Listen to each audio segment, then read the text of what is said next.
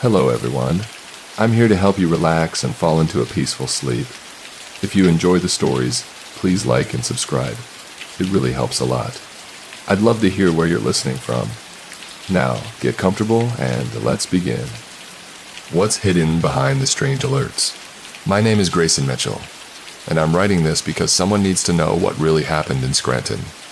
Not the sanitized version they'll feed you on the news, not the cover story, the truth. And if you're reading this, it means I'm either dead or they haven't found me yet. It was a Tuesday in July, one of those perfect summer evenings where the heat finally breaks and everything feels right with the world. I was working late at my garage like I always did, lying under Mrs. Anderson's beat-up Honda Civic, trying to coax life back into a transmission that should have been replaced 3 years ago. My back hurt, my hands were covered in grease, and I was debating whether to charge her full price or give her my usual discount because I felt bad for widows. That's the kind of stuff I worried about back then.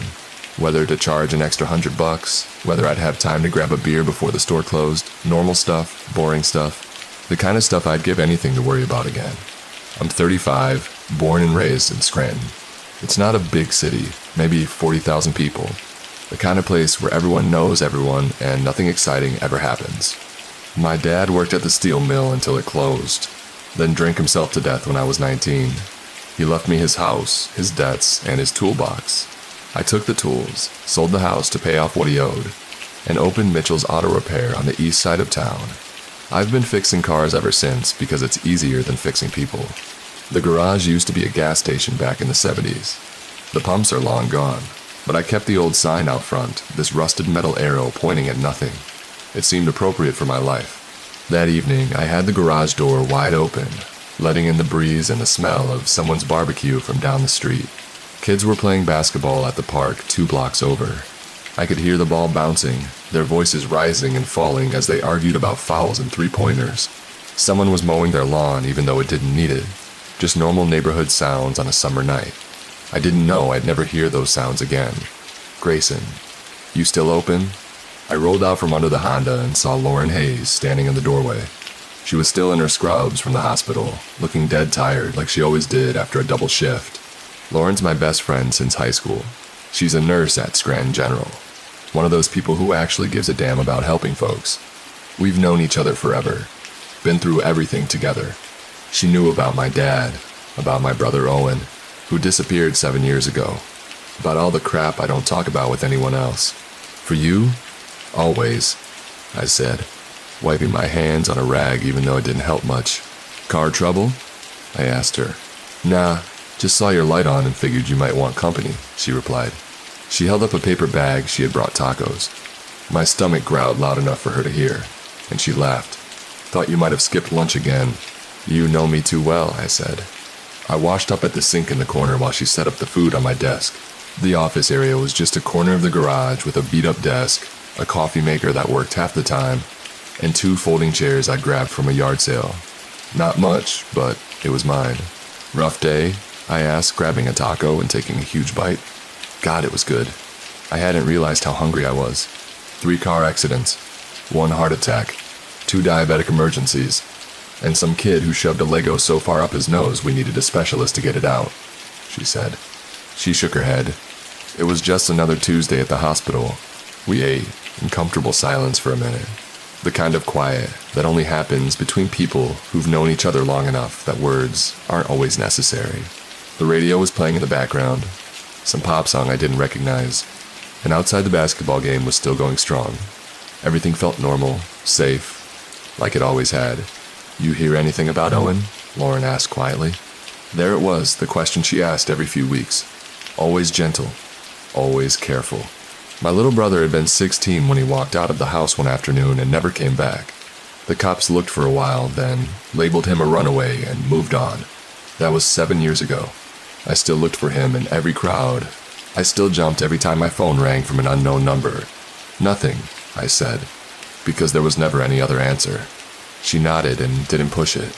That was Lauren. She knew when to let things go. I was reaching for my second taco when the radio cut out, just stopped mid-song, replaced by this horrible loud tone that made both of us wince. You know that sound? The emergency alert system. Everyone knows it, but you never actually expect to hear it for real. Lauren and I looked at each other, confused.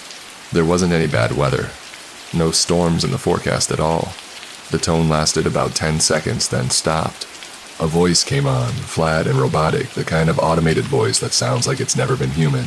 Emergency alert, attention residents of Scranton, this is not a test. Emergency alert, attention residents of Scranton, this is not a test, the voice announced. I put down my taco. Suddenly, not hungry anymore. Effective immediately, all residents must remain indoors. Lock all doors and windows. Turn off all exterior lights. Remain silent. Do not attempt to leave your homes. Do not respond to any voices or sounds from outside your residence. Do not investigate any disturbances.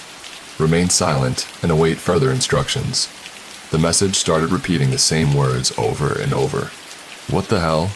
Lauren stood up, staring at the radio like it might explain itself. Then every phone in the area started buzzing at once. Mine, hers, phones in nearby houses, all of them going off together, creating this weird chorus of vibrations and notification sounds. I grabbed my phone. The screen showed an emergency alert with the same message we just heard, plus one extra line at the bottom that made my stomach drop. This is an official government warning. Non-compliance may result in serious harm or death. Grayson, what's going on? Lauren's voice was tight, controlled, her nurse training kicking in. I walked to the garage door and looked outside. Everything looked completely normal. The street was still bathed in evening sunlight. At the park, I could see 3 teenagers staring at their phones. I recognized one of them, Merrick Hayes, a cocky 17-year-old from a few streets over. Mr. Thompson, the old widower who lived down the block, was standing on his porch looking confused, holding his phone like he'd never seen one before. Across the street, Mike and Lisa Reynolds were unloading groceries from their car, their 2-year-old daughter Ava strapped in her car seat, completely oblivious, while her parents looked at their phones in panic. Everything looked fine, perfectly normal, except it wasn't. Lauren, I said quietly, look at the sky. She came and stood next to me, and I heard her gasp. The sky was wrong. The normal blue was bleeding into something else. These faint red streaks spreading across the horizon like cracks in glass. They pulsed, slowly, rhythmically, and staring at them too long made my eyes hurt and my head feel strange. What is that? Lauren whispered. I don't know, I replied. Behind us, the radio kept playing that message on loop. Remain indoors. Lock your doors. Stay silent. Don't leave. Don't respond to voices outside. At the park, Merrick pointed at the sky and shouted something to his friends. They all looked up, and even from this distance, I could see their faces go pale. Then a dog started barking somewhere nearby.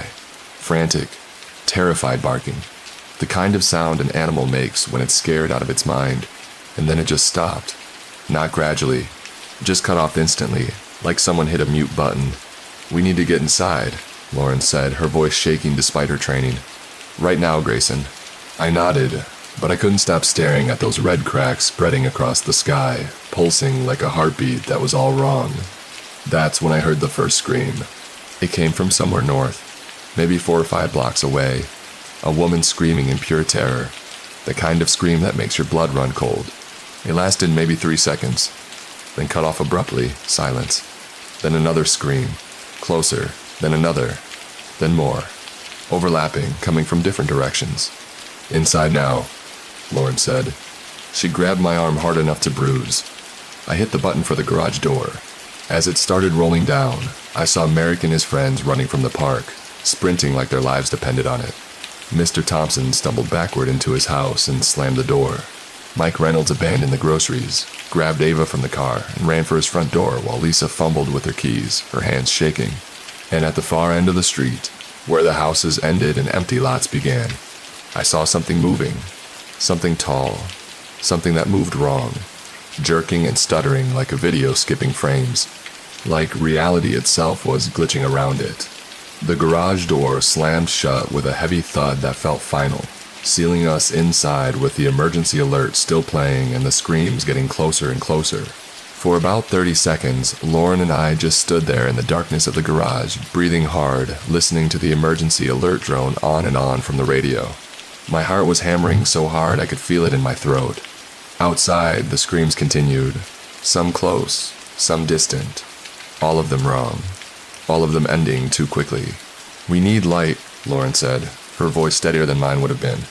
"We need to see what we're dealing with." I fumbled for the light switch, my hand shaking.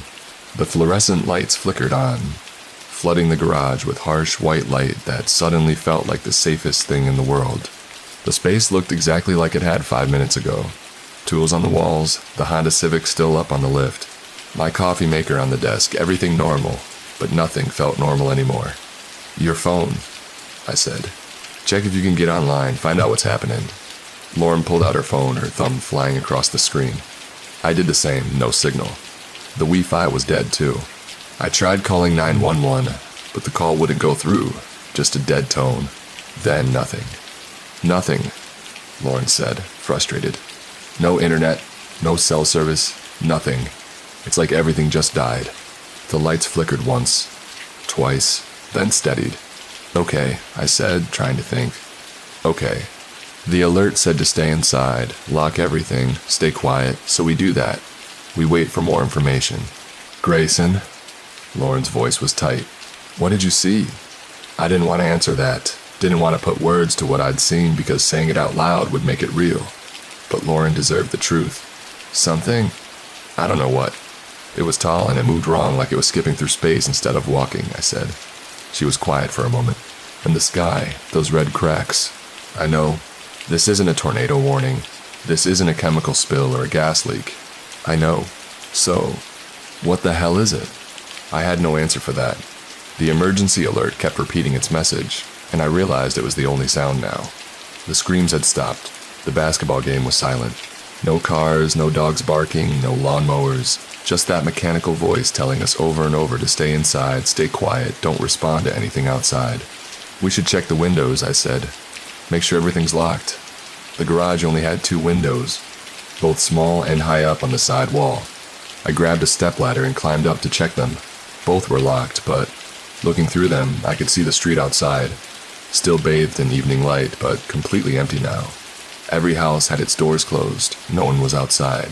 The Reynolds groceries were scattered across their driveway. A bag of oranges spilled out, rolling slowly toward the gutter. Then I saw movement. It came from between 2 houses across the street, emerging into the fading sunlight like it had always been there, and I just failed to notice it. The thing I'd glimpsed before, but now I could see it clearly. It was tall, maybe 7 feet, with a body that was too thin, too angular. Its skin looked like cracked porcelain, white and smooth, but fractured into thousands of tiny pieces. But it was the face that made my stomach turn. Where there should have been features, there was just a flat surface covered in symbols, black symbols that shifted and changed as I watched, rearranging themselves into patterns that hurt to look at, that made my eyes water and my head pound. It moved in stutters. One moment it was by the houses. The next it was in the middle of the street. The next it was near the Reynolds car, not walking, just appearing in different places like frames cut from a film. "Lauren," I whispered, "get up here." She climbed up next to me, and I heard her sharp intake of breath when she saw it. The creature stopped moving, just stood there in the middle of the street, completely still. Then its mouth opened. I hadn't even realized it had a mouth until that moment. A horizontal slash across the lower part of its face. And from that mouth came a sound. It wasn't loud, it was almost quiet, really. A low humming drone, steady and constant. But something about that sound made every nerve in my body scream danger. The fluorescent lights in the garage flickered in rhythm with it. My phone screen glitched, pixels scrambling. My head felt like someone was pressing on it from the inside. "Get down," Lauren hissed, pulling me off the ladder. "Don't look at it. Don't look at its face." We crouched below the window, and even though I couldn't see it anymore, I could still hear that hum. It seemed to vibrate through the walls, through the floor, through my bones. "What is that thing?" I whispered. "I don't know, but that sound, it's doing something to me, making me feel sick, dizzy," she said. She was right. My vision was swimming, my thoughts getting fuzzy. The hum seemed to be getting inside my head, scrambling everything. Then it stopped. The silence was almost worse than the sound. Lauren and I looked at each other, both of us pale and sweating. After a long moment, I climbed back up the ladder slowly. carefully, and peeked through the window. The creature was gone. The street was empty again. "It's gone," I said. "Where?" "I don't know." That's when we heard the banging heavy fists pounding on the garage door, making the metal rattle. "Grayson, Grayson, let me in, please." A man's voice, panicked and desperate. I recognized it immediately. It was Merrick, the teenager from the park. "Let me in, please. They're coming. They're right behind me." Lauren grabbed my arm. The alert said not to respond to voices outside. "That's Merrick. He's a kid," I said. "The alert said, but he's a kid, Lauren." I moved toward the garage door, my hand reaching for the button. "Grayson, wait." Lauren's voice was sharp. "Think about this. Why would the alert say not to respond to voices? Why would it specifically say that?" I hesitated, my finger hovering over the button. Outside, Merrick kept pounding. "Please. I can hear them. Oh God, they're coming, Grayson, please." My hand was shaking. Every instinct screamed at me to open the door, to help him. He was 17 years old, just a kid. "Grayson, if we open that door, we might let something else in too," Lauren said quietly. "We don't know what those things can do. We don't know if that's really Merrick, or if it's one of them. It sounds like him." "I know, but..." The pounding stopped abruptly. Merrick's voice came again, but different now. Calmer. Too calm. "Grayson, I know you're in there. I can hear you breathing. Let me in." The hair on the back of my neck stood up. Something was wrong with his voice. The pitch was right. The words were right, but there was no emotion in it anymore. No fear. Just flat. Empty. "Grayson. Mitchell. Open the door." Lauren's fingers dug into my arm. "That's not him. Let me in, Grayson. I'm getting cold out here. So cold. Don't you want to help me? You always help people. That's what you do. You fix things. Fix this. Open the door." The voice was starting to sound less like Merrick. The words were stretching out, distorting, and underneath them, I could hear that hum getting louder. "Open the door, Grayson. Open it, open it, open it, open it, open it." The words blurred together into nonsense, and the humming grew louder, and the light started flickering again. I backed away from the door, my heart racing. Then silence, complete silence. Lauren and I stood frozen, waiting. 30 seconds passed. A minute, 2 minutes. "Is it gone?" I whispered. Before Lauren could answer, something slammed into the garage door so hard the whole building shook. Once, twice, 3 times, metal screaming, bolts rattling. Something was trying to get in. Something with enormous strength, and the door wouldn't hold forever. Then, just as suddenly, it stopped. We waited in terrified silence, but nothing else happened. Whatever had been out there was gone. We're waiting. I couldn't decide which was worse. "We can't stay here," Lauren said finally. "This is a garage, metal walls, glass windows. If those things want in, they'll get in." "Where do we go?" "Your house." "It's what?" 2 blocks from here, brick walls, solid doors, a basement. It's better than this." She was right. The garage was basically a tin can. But getting to my house meant going outside, meant being out in the open with those things. "We'd have to run for it," I said. 2 blocks, maybe 3 minutes, if we sprint. 3 minutes might as well be 3 hours out there. Another slam against the garage door, harder this time. Something cracked. The door was giving way. "We don't have a choice," I said, grabbing my truck keys. "We go now, or we wait here to die." Lauren nodded, her jaw set. Okay. We go fast. We stay quiet. We don't stop for anything. There's a tire iron by the tool bench. Grab it." She grabbed it while I found a hammer. Not much for weapons, but better than nothing. I pulled my truck keys from my pocket, then stopped. "The truck," I said. "We could drive the Reynolds car. Remember, the engine died when those things got close to it. I don't think vehicles work around them." Right. So we run. I hit the garage door button, and as it started rolling up with agonizing slowness, I saw the street outside still empty, still silent. The sun was lower now, casting long shadows across everything, and those red cracks in the sky had spread further, covering maybe a quarter of the visible sky, pulsing like a heartbeat.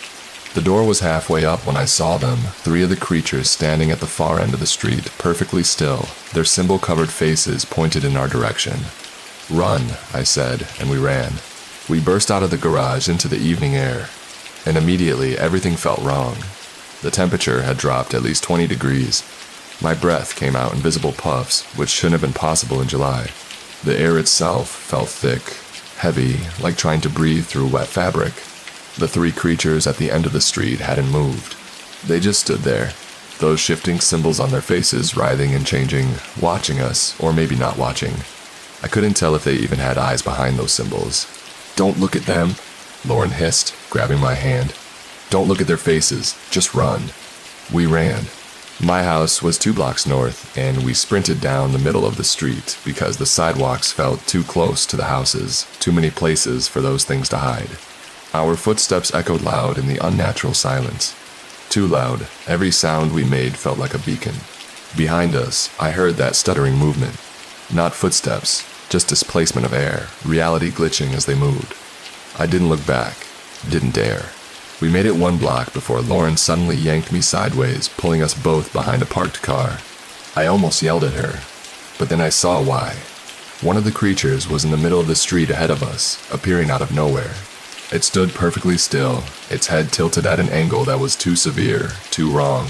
That low hum started emanating from its mouth. My phone buzzed in my pocket. The screen was going haywire, flashing random colors. The streetlights above us flickered and died. The hum grew louder, and I felt that pressure in my head again, like my skull was too small for my brain. "We have to go around," Lauren whispered, "through the yards." She was right. We couldn't get past that thing in the street. We duck-walked between 2 houses, trying to stay low, trying to stay quiet. My lungs were burning. Every breath felt too loud. The backyard we entered belonged to the Walkers. I'd fixed their car last month. They had a swing set in the yard, a grill on the patio, lawn chairs set up in a circle, evidence of a normal life that felt like it existed 1,000 years ago instead of an hour ago. Their back door was open, not just unlocked. Open, swinging slightly in the breeze. "Keep moving," Lauren whispered, but I'd already seen what was inside. Mrs. Walker was on the kitchen floor, or what was left of her.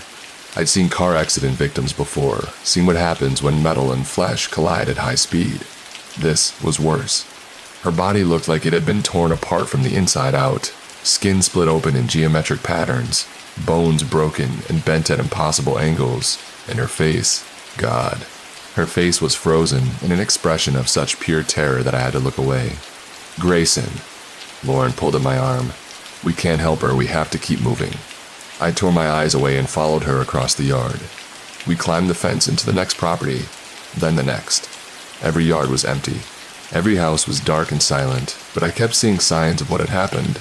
A bicycle lying on its side, the front wheel still spinning, a coffee mug on a patio table still steaming, a child's shoe in the grass. We were in the 3rd yard when we heard crying, a baby crying high and desperate. It was Ava Reynolds, Mike and Lisa's daughter. The sound was coming from their house, the back door standing open just like the Walkers. The crying continued, that heartbreaking sound of a toddler in distress. "We have to help," I said. "Grayson, no," the alert said. "That's a baby, Lauren. A real baby. I saw them load her in the car. She's real." Lauren's face was torn. She was a nurse. Her entire life was built around helping people. But she was also smart enough to be terrified. 2 minutes, she said finally. "We get in, we get her, we get out fast." We approached the house carefully. The crying was coming from inside, from what I knew was the living room. I stepped through the back door into the kitchen. Everything looked normal. Dishes in the sink, groceries still in bags on the counter, the baby monitor on the table, its light blinking green. "Ava," I called softly. "It's Grayson from across the street. Where are you, sweetheart?" The crying continued. We moved through the kitchen into the living room, and that's when I saw Ava's car seat. It was on the floor, tipped on its side, empty, but the crying was still coming from it, from the empty car seat. "That's not possible," Lauren whispered. I knelt down next to the car seat. The crying was definitely coming from it. From the fabric, from nowhere and everywhere at once, and as I listened, I realized the crying wasn't quite right. It repeated the same pattern, the same 3-second loop of crying over and over like a recording. "It's a trick," I said, standing up fast. "It's them, they're mimicking." The crying stopped abruptly. The silence that followed was worse. Then we heard it, that hum coming from upstairs. "Run!" Lauren said. We bolted for the back door, but before we got there, something appeared at the bottom of the stairs. One of the creatures, its porcelain skin gleaming in the dim light, those symbols on its face spinning faster and faster. The hum from its mouth intensified, and the baby monitor on the kitchen table exploded in a shower of sparks. We didn't go out the back door. We went through the back window, glass shattering around us as we crashed through into the yard. I felt something slice my arm, hot pain, but I didn't stop.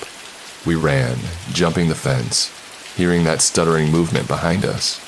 Your house, Lauren yelled. How much farther? Next block. We rounded the corner onto my street, and I've never been so relieved to see my rundown house with its peeling paint and overgrown lawn. Almost there. Almost safe. If anywhere was safe anymore. That's when I saw Mr. Thompson. He was standing on his porch, waving at us frantically. His face was pale, eyes wide with terror. Help me, he shouted. Please, I can't get my door open. It's stuck. He was maybe 30 feet from my front door. An old man, a neighbor, someone I'd known for years. Lauren and I hesitated for just a second, and in that second we saw them, 4 creatures emerging from between houses, appearing on the street, surrounding Mr. Thompson's house. They moved in those stuttering bursts, getting closer, and the old man started screaming. Please help me. Don't leave me out here. I took a step toward him, but Lauren grabbed my arm hard enough to bruise. We can't save him, she said, her voice breaking. Grayson, we can't. If we try, we all die. He's an old man, and we're all that's left. We have to survive. Mr. Thompson saw us hesitating, saw us making the choice. The betrayal in his eyes was worse than anything else I'd seen that night. He knew we were abandoning him. You bastards, he screamed. You cowards. Don't leave me. Don't. One of the creatures reached him. It moved so fast I couldn't track it. Just a blur of white porcelain skin. And then Mr. Thompson wasn't screaming anymore. He wasn't making any sound at all. His body collapsed on the porch, and even from a distance I could see the same geometric patterns of tearing, the same impossible angles.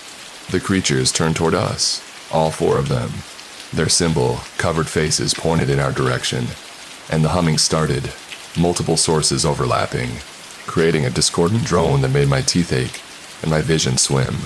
Door, Lauren shouted. Now! We sprinted the last 30 feet to my house. I fumbled with my keys, my hands shaking so badly I could barely get the key in the lock. Behind us, the humming grew louder. The streetlights exploded one by one, glass raining down. Car alarms started going off, then cut out. The creatures were coming, stuttering through space, getting closer and closer. The key turned. The door opened. We fell inside and I slammed it shut, throwing the deadbolt, the chain, everything. Lauren pushed my couch against the door while I ran to the windows, checking locks, pulling curtains closed. Basement, I said. We need to get to the basement. No windows down there, concrete walls. We were halfway to the basement door when something slammed into my front door so hard the entire frame cracked. Another slam, another. Wood splintering. Go, I said. I pushed Lauren toward the basement stairs, and we practically fell down them, stumbling in the darkness until I found the light switch. The basement flooded with the sickly yellow glow of a single bare bulb. It wasn't much. Concrete walls, a water heater, boxes of junk I'd been meaning to sort through for years, my father's old workbench in the corner. But it was underground. It was solid. Above us, I heard my front door give way with a final terrible crack. Heavy footsteps, not stuttering anymore, walking, searching. Lauren and I crouched behind the workbench, hardly daring to breathe. I could hear them moving through my house, hear furniture being knocked over, doors opening and closing, and that hum, always that hum, making the light bulb flicker, making my head pound. They were in my house, hunting us, and we were trapped in the basement with nowhere left to run. The footsteps stopped at the top of the basement stairs. The footsteps at the top of the basement stairs didn't move, didn't come down, just stood there waiting. The hum was so loud now that I could feel it in my chest, in my bones. The bare light bulb above us flickered in rhythm with it, casting crazy shadows across the concrete walls. Lauren pressed herself against me, both of us trying to make ourselves as small as possible behind the workbench. I could feel her heart racing. Or maybe that was mine. Maybe both. My hand gripped the hammer so tight, my knuckles were white like it would do any good against those things. Then the footsteps moved, but not down. Away back through my house. I heard more crashing, more furniture being destroyed. Then nothing. Silence. Did they leave? Lauren whispered, her voice barely audible. I don't know. We waited, 5 minutes 10. The silence stretched out somehow, more terrifying than the noise had been. Every creak of the house settling sounded like those things coming back. Every distant sound outside could have been anything. We can't stay down here forever, Lauren said finally. No food, no water. We'd die down here anyway. Just slower. She was right. I looked around the basement, taking inventory, my dad's old toolbox, some camping supplies I'd never used, a case of bottled water I'd bought months ago and forgot about. At least we had water. There's a storm cellar exit, I said, pointing to the far corner where old wooden doors were set into the ceiling at an angle leading up to the backyard. We could try to get out that way. Get to a car that still works. Get out of the city. You think any cars work? I don't know, but staying here isn't an option. We waited another hour, listening for any sign of the creatures. Nothing. The house above us was silent. Outside, I could hear distant sounds now. More screams far away, crashes, the hum of those things coming from multiple directions across the city. Okay, Lauren said. Let's try the storm cellar. We moved quietly across the basement. The storm cellar doors were old, installed when the house was built in the 60s. I hadn't opened them in years. I pushed up on them slowly, and they creaked so loud it sounded like a scream in the silence. We both froze, waiting, nothing. I pushed them open all the way. Cool night air rushed in. The sky above was completely dark now, but those red cracks had spread everywhere, covering the entire visible sky like a shattered windshield. They pulsed steadily, and by their light, I could see my backyard. It was empty, no creatures, no movement. Clear, I whispered. We climbed out into the yard, staying low. My neighborhood looked like a war zone. Broken windows, doors hanging off hinges, mister. Thompson's body was still on his porch, illuminated by that pulsing red light. I forced myself to look away. There, Lauren pointed. Down the street in the driveway of the Brooks house, their SUV sat untouched. We tried for that. We moved between yards again, using every bit of cover we could find. The silence was oppressive. No insects, no nightbirds, nothing. Just that distant hum from somewhere in the city, and the sound of our own breathing. We'd made it halfway to the SUV when we heard voices, human voices, multiple people talking in hushed, urgent tones. Over here, Lauren whispered, pulling me behind a hedge. Through the branches I could see them, a group of maybe 6 people all huddled together on someone's front lawn. I recognized a few faces. Lisa Reynolds was there without Mike or Ava. A young guy named Merrick and I realized with a sick feeling that it was actually him this time. Not one of those things mimicking his voice. 2 others I didn't know. And with them was someone I did know. Mrs. Anderson, the widow whose car I'd been fixing. She was crying, clutching a baseball bat like it was the only thing keeping her sane. We have to join them, I said. Safety in numbers or we become a bigger target, Lauren countered. Before we could decide, one of the strangers in the group stood up. A woman in her 40s wearing a business suit that was torn and covered in dirt. We can't just sit here, she said loudly, too loudly. My husband is out there, my kids. I have to find them. Keep your voice down, Merrick hissed. They hear sound. I don't care, the woman shouted. I'm not hiding anymore, Tom, Emily. Where are you? Mommy's here. Shut up. Lisa grabbed the woman's arm. The woman shoved Lisa away. Get off me, Tom, Emily. She started running down the street, screaming her family's names. The others called after her, begging her to stop, but she didn't listen. She just kept running and screaming. It took maybe 10 seconds. 3 creatures appeared in the street ahead of her, materializing out of nothing. She ran right into them, still screaming. The hum started, and she dropped to her knees, clutching her head. Blood started running from her nose, her ears. She was still screaming, but it wasn't words anymore, just raw sound. Then the creatures descended on her, and I looked away. The sounds were enough, more than enough. When I looked back, she was gone, just gone, like she'd never existed. The group on the lawn was silent, frozen in horror. Then Merrick was moving, waving at us. Hey, you two, get over here quick. Lauren and I exchanged glances, then ran across the open space to join them. The moment we reached them, Lisa grabbed me. Where's Mike? I asked. Where's Ava? Lisa's face crumpled. Mike went to get formula from the store when it started. He never came back. Ava, she was in her room. I heard her crying, but when I went to get her, she couldn't finish, didn't need to. I understood. I'm sorry, I said, knowing how inadequate the words were. We need a plan, Merrick said. He was trying to sound tough, but I could hear the fear underneath. We can't just wait here to die. The emergency alert said to stay inside, Mrs. Anderson said, her voice shaking. We should do what it says. Inside didn't save anyone, one of the strangers said, a man in his 20s with blood on his shirt. I watched those things tear through my apartment building. Walls don't stop them. Then what do we do? Lisa asked desperately. That's when we heard it, the sound of engines. Big engines and lights. Bright white lights cutting through the darkness from the south end of the city. Is that the military? Merrick said. Are they rescuing people? We all moved toward the street, watching as a convoy of vehicles approached. Not military trucks. These were different. Black armored vehicles with no markings, no flags, nothing identifying them. They moved slowly through the street, spotlights sweeping across houses. Over here, Mrs. Anderson started waving.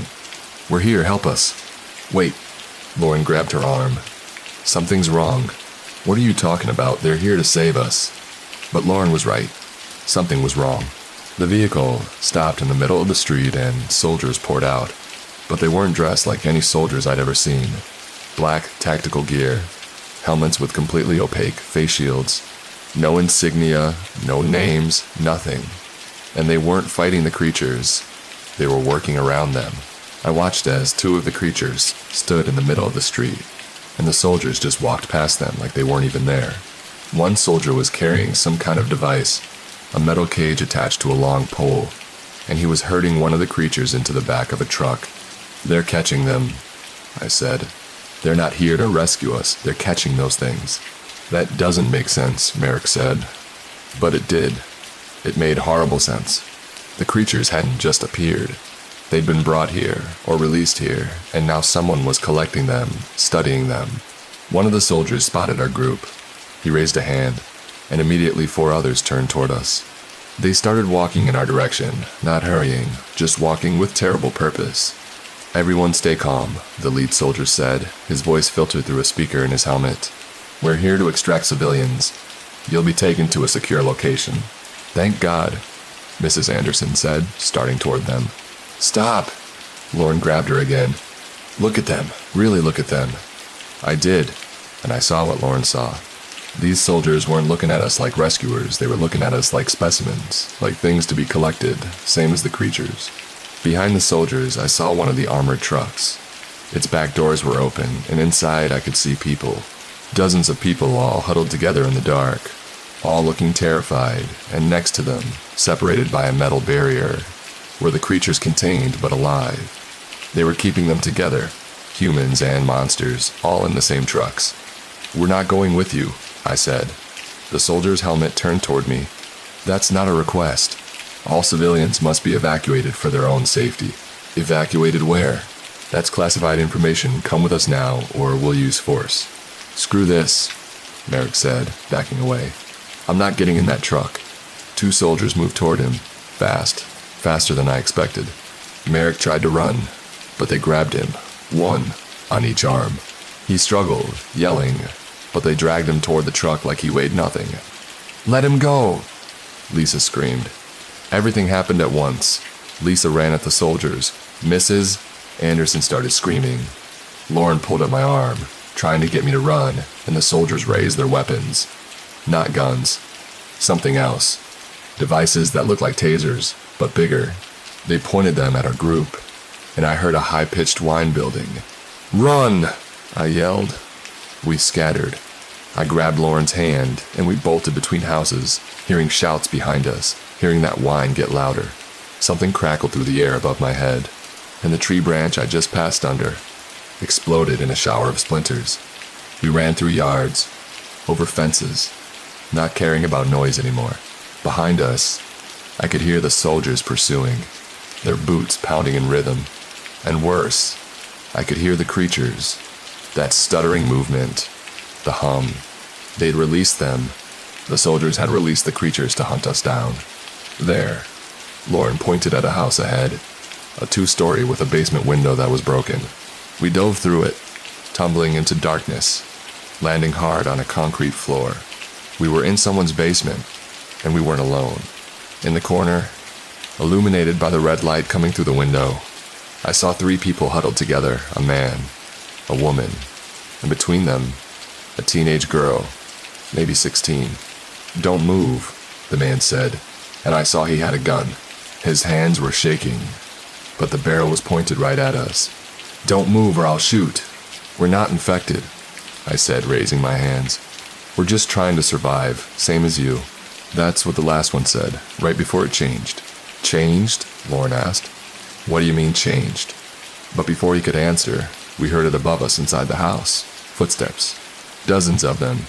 The soldiers had followed us, and they'd brought the creatures with them. We were trapped. The man with the gun kept it trained on us, but his attention was on the ceiling. We could all hear them now, boots on hardwood floors, that stuttering movement of the creatures, and the hum. Always the hum. "What did you mean, someone changed?" Lauren whispered, her voice barely audible. The woman in the corner spoke, her voice flat with shock. "My neighbor. She was fine. Normal. Then she started scratching at her skin, saying it felt wrong. And then, her face. It started changing, growing those symbols. She started making that sound." "That's not possible," I said, but even as the words left my mouth, I knew they meant nothing. None of this was possible. Yet here we were. "The creatures aren't just killing people," the man said. "Some of them, they're changing them, converting them. We watched it happen to 3 people on our street." "How long does it take?" Lauren asked. Her nurse training was kicking in. Trying to understand, trying to find logic in madness. "Hours. Maybe less. We don't know. We locked ourselves down here 6 hours ago." Above us, furniture was being moved. Doors kicked open. They were searching the house systematically. It was only a matter of time before they found the basement door. "There's got to be another way out," I said, looking around desperately. The basement was bigger than mine, full of storage boxes and old furniture. But I didn't see any storm cellar exits, no windows big enough to crawl through. "There isn't," the man said. The teenage girl between them started crying softly. "I don't want to change, Mom. I don't want to become one of those things." "You won't, baby. I won't let that happen." But the woman's voice was hollow. She didn't believe her own words. The footsteps stopped directly above us. Then we heard the basement door open, boots on stairs coming down slowly, methodically. "Behind the furnace," Lauren hissed. "Now." The 6 of us scrambled behind the old furnace in the corner, pressing ourselves into the shadows. The man still had his gun out, and I gripped my hammer, knowing how useless it would be. A soldier appeared at the bottom of the stairs, his opaque face shield sweeping across the basement. He was alone, which seemed stupid until I realized he didn't need backup. They had the creatures for that. "This is your final warning," the soldier's filtered voice announced. "Emerge now for safe evacuation, or we will extract you by force." None of us moved, none of us even breathed. The soldier stood there for a long moment, then reached for something on his belt, a small device. He pressed a button, and suddenly that hum filled the basement. Not from him. From the stairs behind him, one of the creatures descended, its porcelain skin gleaming in the dim light, those symbols on its face spinning and shifting. It moved in that stuttering way, appearing at the bottom of the stairs, then 3 feet closer, then right in the middle of the basement. The hum from its mouth was deafening, making the light bulb overhead explode in a shower of glass. In the red light filtering through the window, I watched in horror as the creature began to search. It couldn't see us, I realized. Not in the traditional sense, but it was detecting something, movement, heat, sound.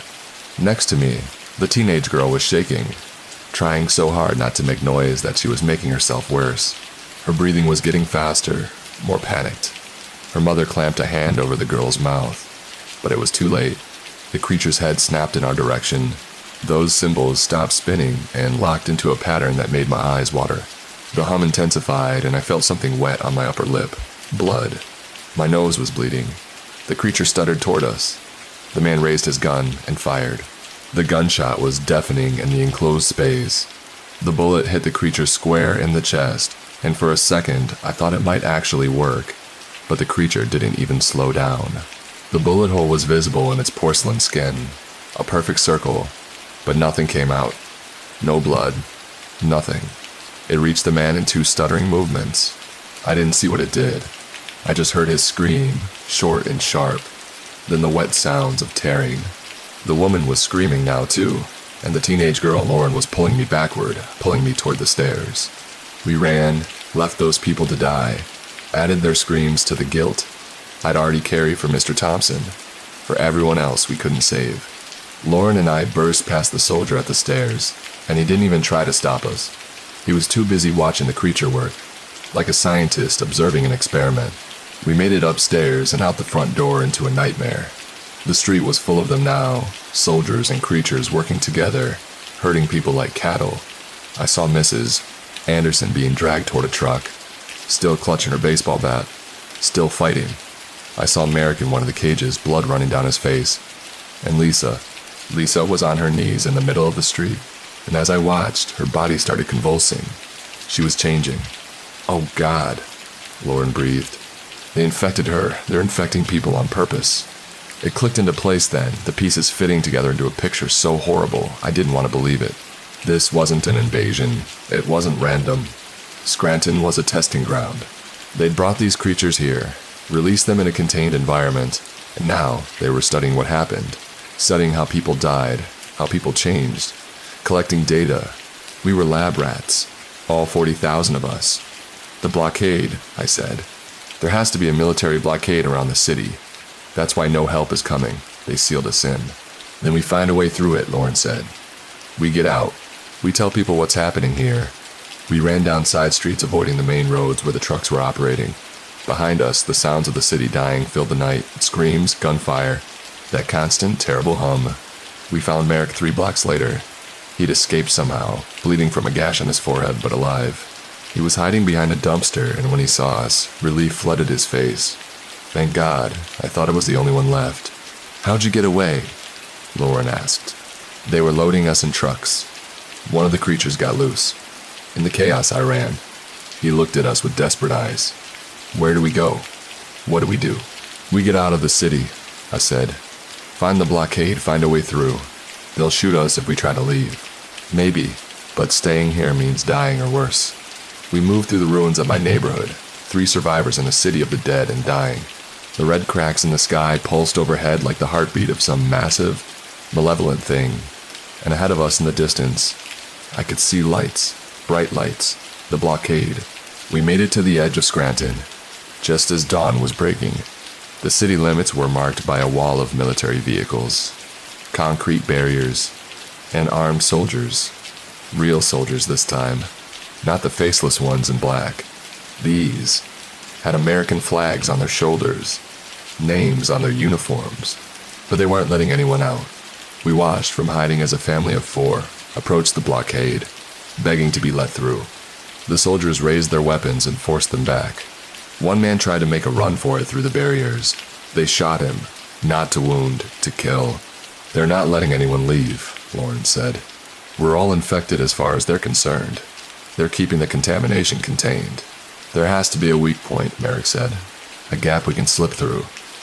We spent the next hour searching, moving along the perimeter. But everywhere we looked, it was the same. Soldiers, barriers, weapons, and orders to shoot anyone who tried to leave. That's when we found the other survivors. A group of about 20 people, all hiding in an abandoned warehouse near the city's edge. Among them was someone I never expected to see. Mike Reynolds, Lisa's husband.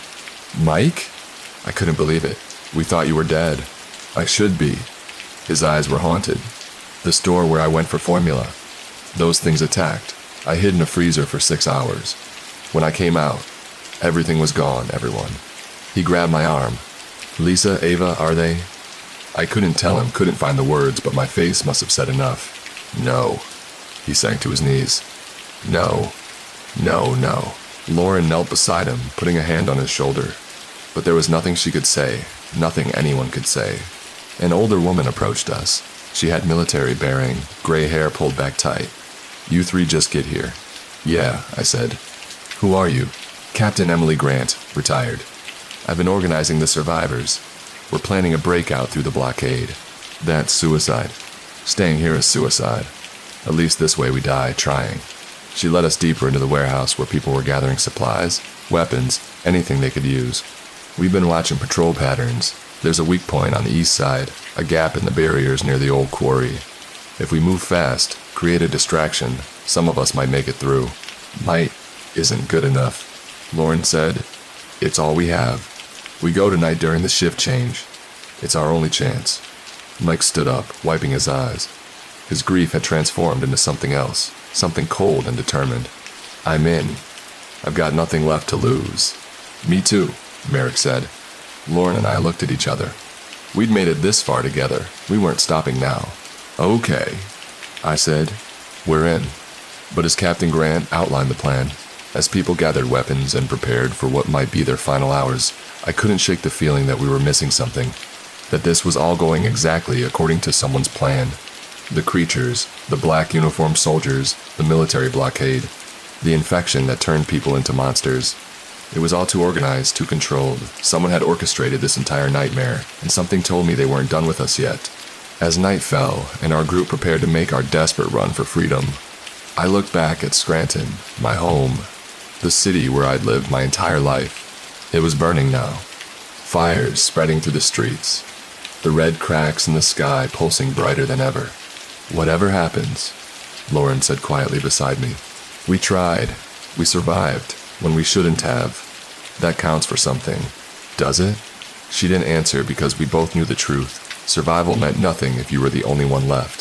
If everyone you knew was dead or changed or captured, if the world outside didn't even know what happened here. Move out, Captain Grant called. Stay quiet, stay together, and whatever you do, don't stop running. We moved as one, 20 survivors, leaving the warehouse and heading toward the eastern blockade, toward freedom or death, maybe both. We moved through the darkness like ghosts. 20 desperate people with nothing left to lose. Captain Grant led the way, using hand signals to keep us quiet and coordinated. The city burned behind us, painting everything in flickering orange light that mixed with the pulsing red from the sky above. The eastern blockade loomed ahead. Massive concrete barriers topped with razor wire and floodlights that swept across the ground in steady patterns. Soldiers patrolled the perimeter. But Grant was right. There were fewer of them on this side. And near the old quarry, there was a gap where the terrain made it difficult to build a continuous wall. That's our window, Grant whispered, pointing to a section where the barriers didn't quite meet, maybe 3 feet of open space. When I give the signal, the distraction team heads west and makes noise, draws the guards away. The rest of us run for that gap fast and quiet. Mike volunteered for the distraction team immediately. I tried to argue, but he cut me off. My family's gone, Grayson. Let me do this. Let me save someone else's family. His eyes were dead, but his voice was steady, final. 5 others volunteered with him. They moved west along the blockade while the rest of us waited, every second feeling like an hour.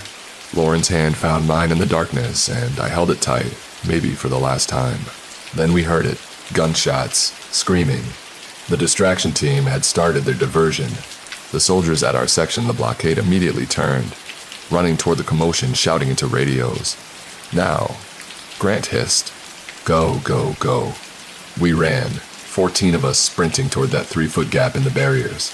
I could hear alarms blaring, soldiers shouting, more gunfire from the west. Mike and his team were buying us time with their lives. Merrick reached the gap first, squeezing through. Then Lauren, then me. The concrete scraped my shoulders, tore my shirt. But I was through, on the other side outside Scranton. For the first time, in 3 days.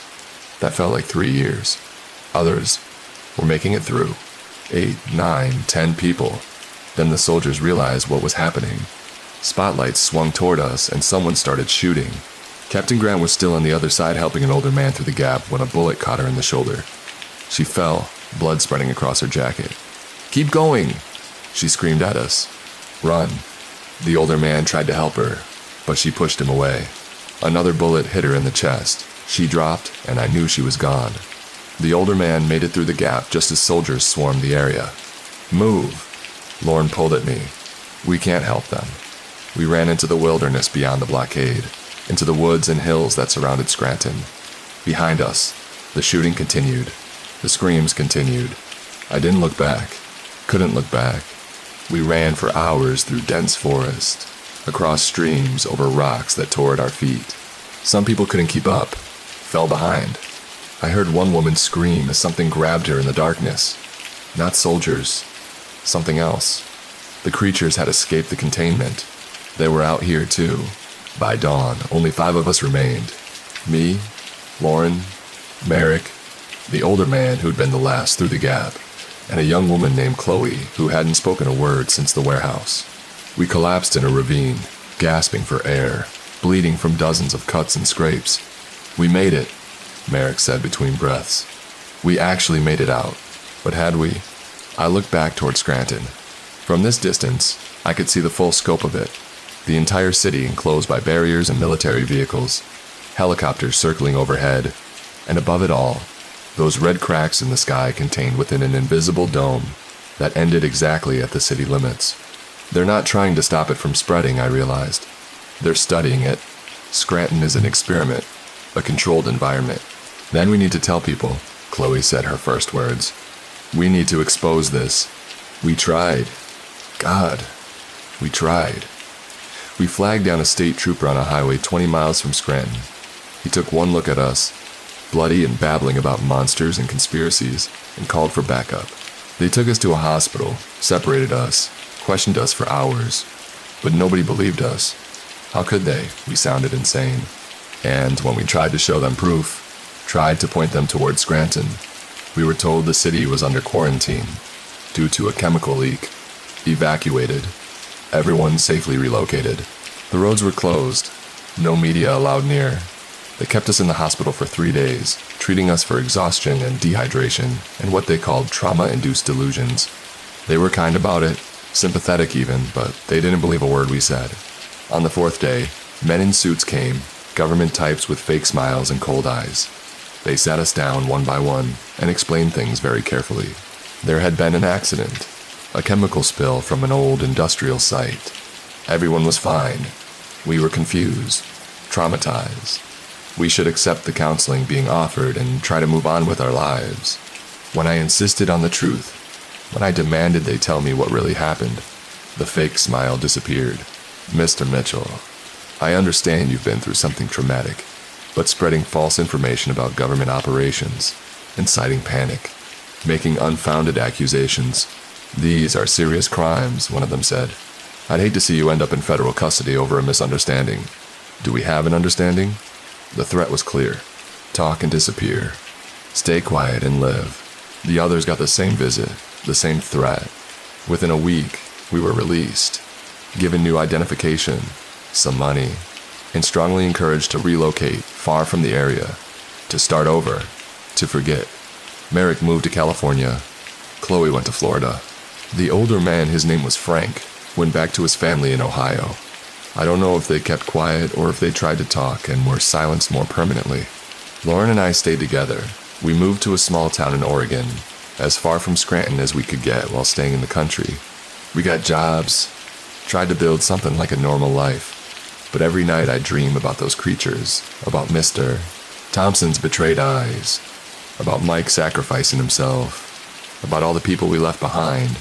And every night I wake up and check the news, waiting to see if it's happened again, if another city has gone dark, if more people have become test subjects in some hidden government program. It's been 3 months now. Scranton doesn't exist anymore, not officially. If you try to look it up, you'll find records showing it was a small town that was gradually abandoned over the years, finally dissolved as a municipality in 2023. The few thousand people who lived there simply relocated. Nothing unusual, nothing worth investigating. But I know the truth. 40,000 people lived in Scranton. 40,000 people who had families, jobs, lives, and they were sacrificed, used, disposed of like lab rats when the experiment was done. I'm writing this testimony because someone needs to know. Because even if I can't prove it, even if the world won't believe me, the truth deserves to be told.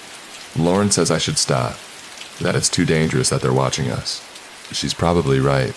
Every time I sit down to write this, I feel like I'm being watched. Every unknown car in our street could be them. Every stranger could be there to silence us. But I can't stay quiet. I won't. If you're reading this, If somehow this document has found its way to you, please believe me, Scranton was real. The creatures were real. The government that unleashed them and then covered it all up is real. And here's what terrifies me most. I don't think Scranton was the first. Those soldiers, those black uniformed ones without names or insignia, they were too organized, too practiced, like they'd done this before. And the creatures, the way they were contained and controlled, that takes time to develop, years maybe. How many other cities have there been? How many other testing grounds? How many other survivors were threatened into silence or simply eliminated? I don't know, but I know this. It will happen again. Maybe it's happening right now in some other city you've never heard of. Some other place that will quietly disappear from the maps. So, here's my warning.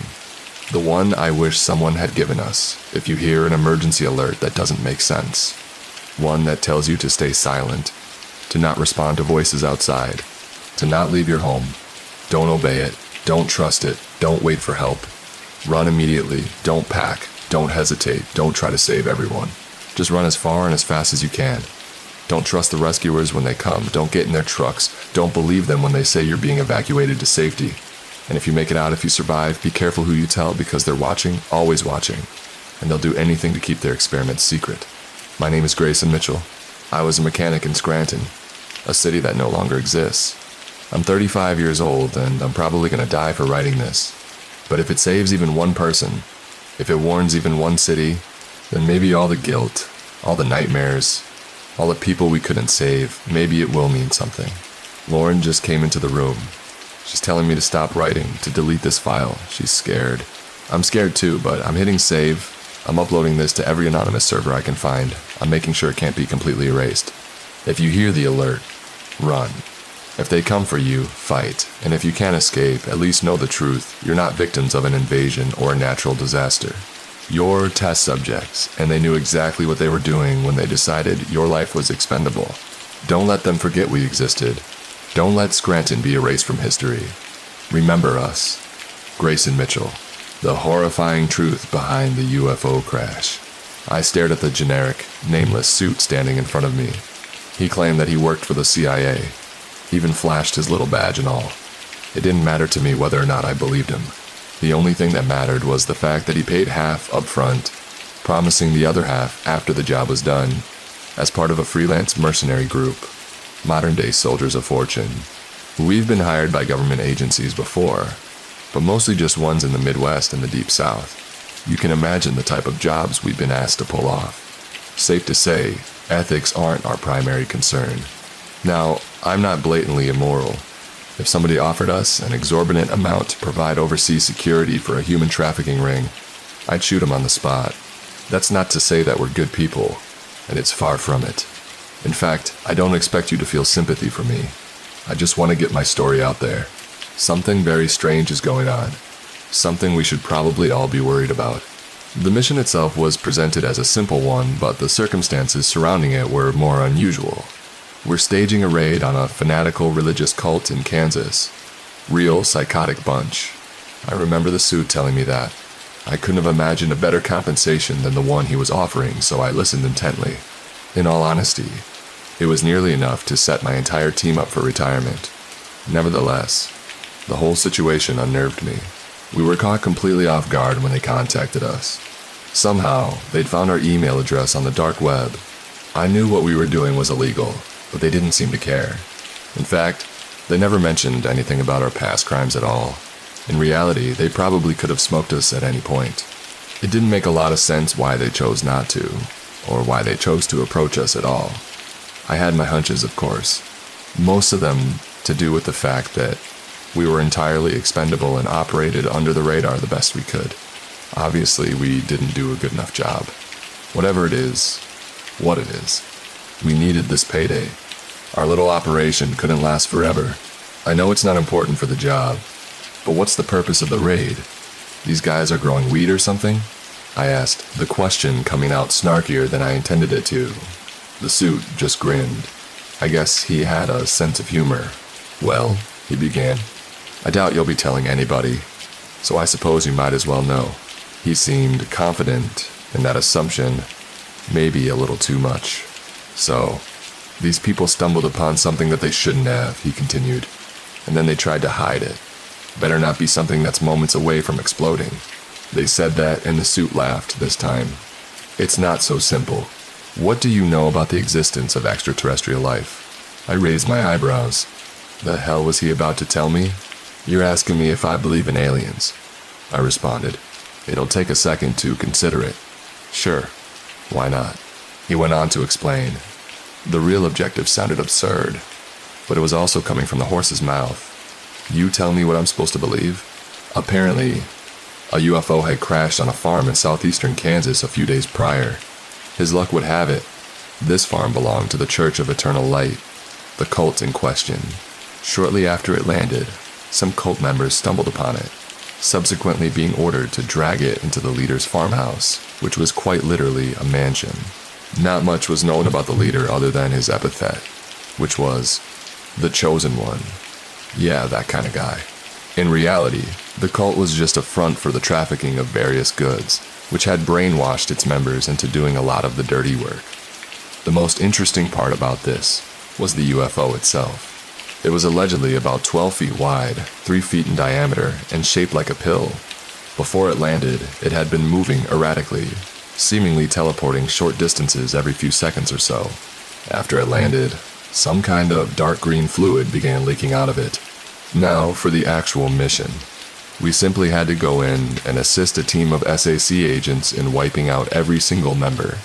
No survivors, no witnesses, no exceptions. What the CIA planned to do with the UFO afterwards was none of our business. Not that I really wanted to know.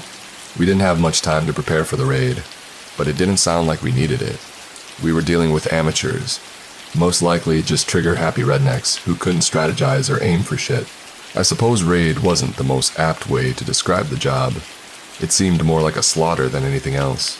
My team of 6 met up with the SAC, also 6, at a small underground complex used by the CIA for clandestine operations located about 30 minutes away from the farm. There, we geared up, went over tactics, and were told to repeat the objective at hand. No witnesses, no survivors.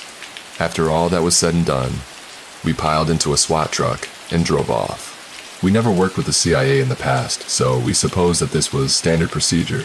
We suited up in black tactical gear, provided by the agents themselves. This part was a bit odd to me. We had our own gear, stuff we'd been using for the longest time. Both sets were nearly identical, but the agents still insisted that we use theirs. The atmosphere in the truck was also disconcerting. Maybe it was just in my head, but everybody seemed so stiff. The agents clutching their rifles with iron grips while staring blankly ahead. My team tried talking amongst themselves, but every word just felt awkward. I just chalked it up to the nerves, which didn't make any sense, because I never felt nerves like that before. After what felt like hours, we finally arrived, stopping some odd yards away from the farmhouse in order to remain undetected. We piled out, got into formation, and began. I was assigned the furthest flank position, so I stayed back as everybody else moved ahead. The closest people in front of me were one of my guys and an agent. It didn't take long for the strangeness to amplify. I noticed that the agent was gradually moving slower and slower. Eventually, I caught up to him. Well, it was more like I was forced to catch up. If I had been moving any slower, I would have stopped. His agent had ruined the entire formation without anybody at all up front noticing. "What the hell are you doing?" I asked as I walked up beside him. Without answering my question, he handed me a small scrap of paper. I took a quick glance at it, seeing an address and a date and time written on it. "No, meet me, don't be late."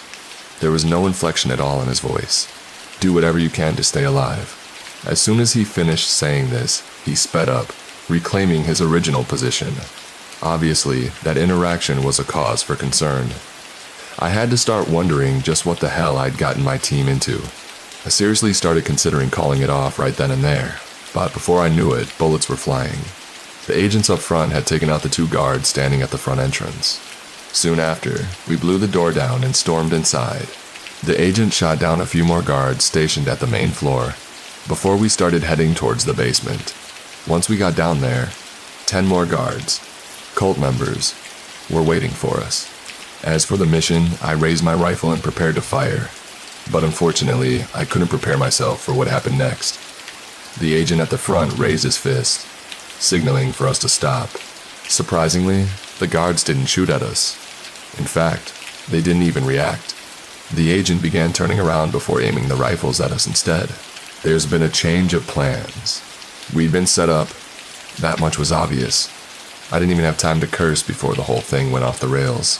I ducked feverishly, trying to avoid point-blank gunfire, while firing off nearly blind retaliatory shots. I managed to stumble my way behind some cover, but not before having 2 bullets graze my cheek and thigh. I peeked out, seeing the Colt guards with malicious grins across their faces, also shooting at my team and my team only. Amidst the chaos, I could see Frank, one of my men, rush an agent in an attempt to take him down to the ground. It was definitely a desperation move, but despite Frank being substantially larger than the agent, his takedown was stuffed, and he was subsequently thrown into a pillar. I could feel rage washing over me. I raised my rifle, aimed at the agent's head and fired, and he didn't go down. My aim wasn't the issue. I could see the bullets drilling into the side of his helmet. The guy even flinched, but he didn't fall. Instead, he finished Frank with a shot to the head and walked off. My mouth fell agape as I started backing up. I guess I was pretty rattled because I stopped paying attention to my surroundings. I felt myself bump into somebody before spinning around to see another agent staring down at me. I thought about going for my knife, but before I could even make a move, the agent grabbed my arm and effortlessly judo slammed me into the floor. I'd been thrown before, but this was by far the worst pain I'd ever experienced. I felt like I was being tossed by a gorilla, not by a man with a similar build to me. His strength was ridiculous. Once on the ground, he mounted me before raising a fist. I knew with every fiber of my being that a single punch would pulverize my entire skull, so I started preparing my soul for the afterlife. The agent hesitated. "Play dead," he whispered. His voice was a familiar one. He slammed his fist down inches from my head and cracked the floor beneath me before flipping me face down. "Don't move no matter what happens," he said again.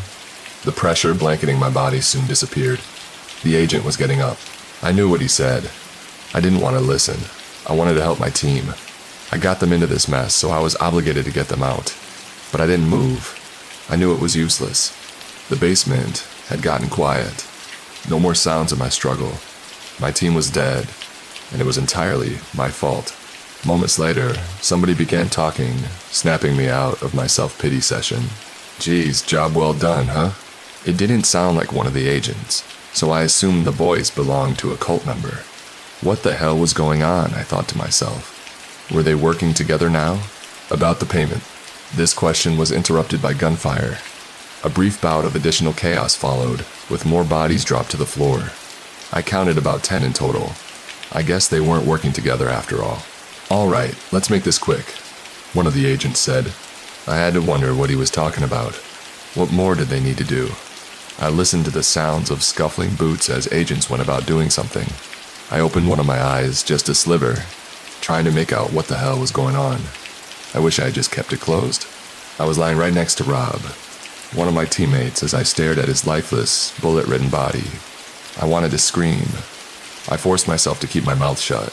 I continued watching as the agents went around to every single body, both my team and the cult members, and injected some kind of dark green fluid into their veins. Soon enough, they got to me. I held my breath and laid stiff as I felt the needle go into my arm. Thankfully, the guy didn't check my pulse. I was losing my damn mind at this point, not just because I was playing dead while some mystery fluid was being mixed into my bloodstream. It was a whole damn situation.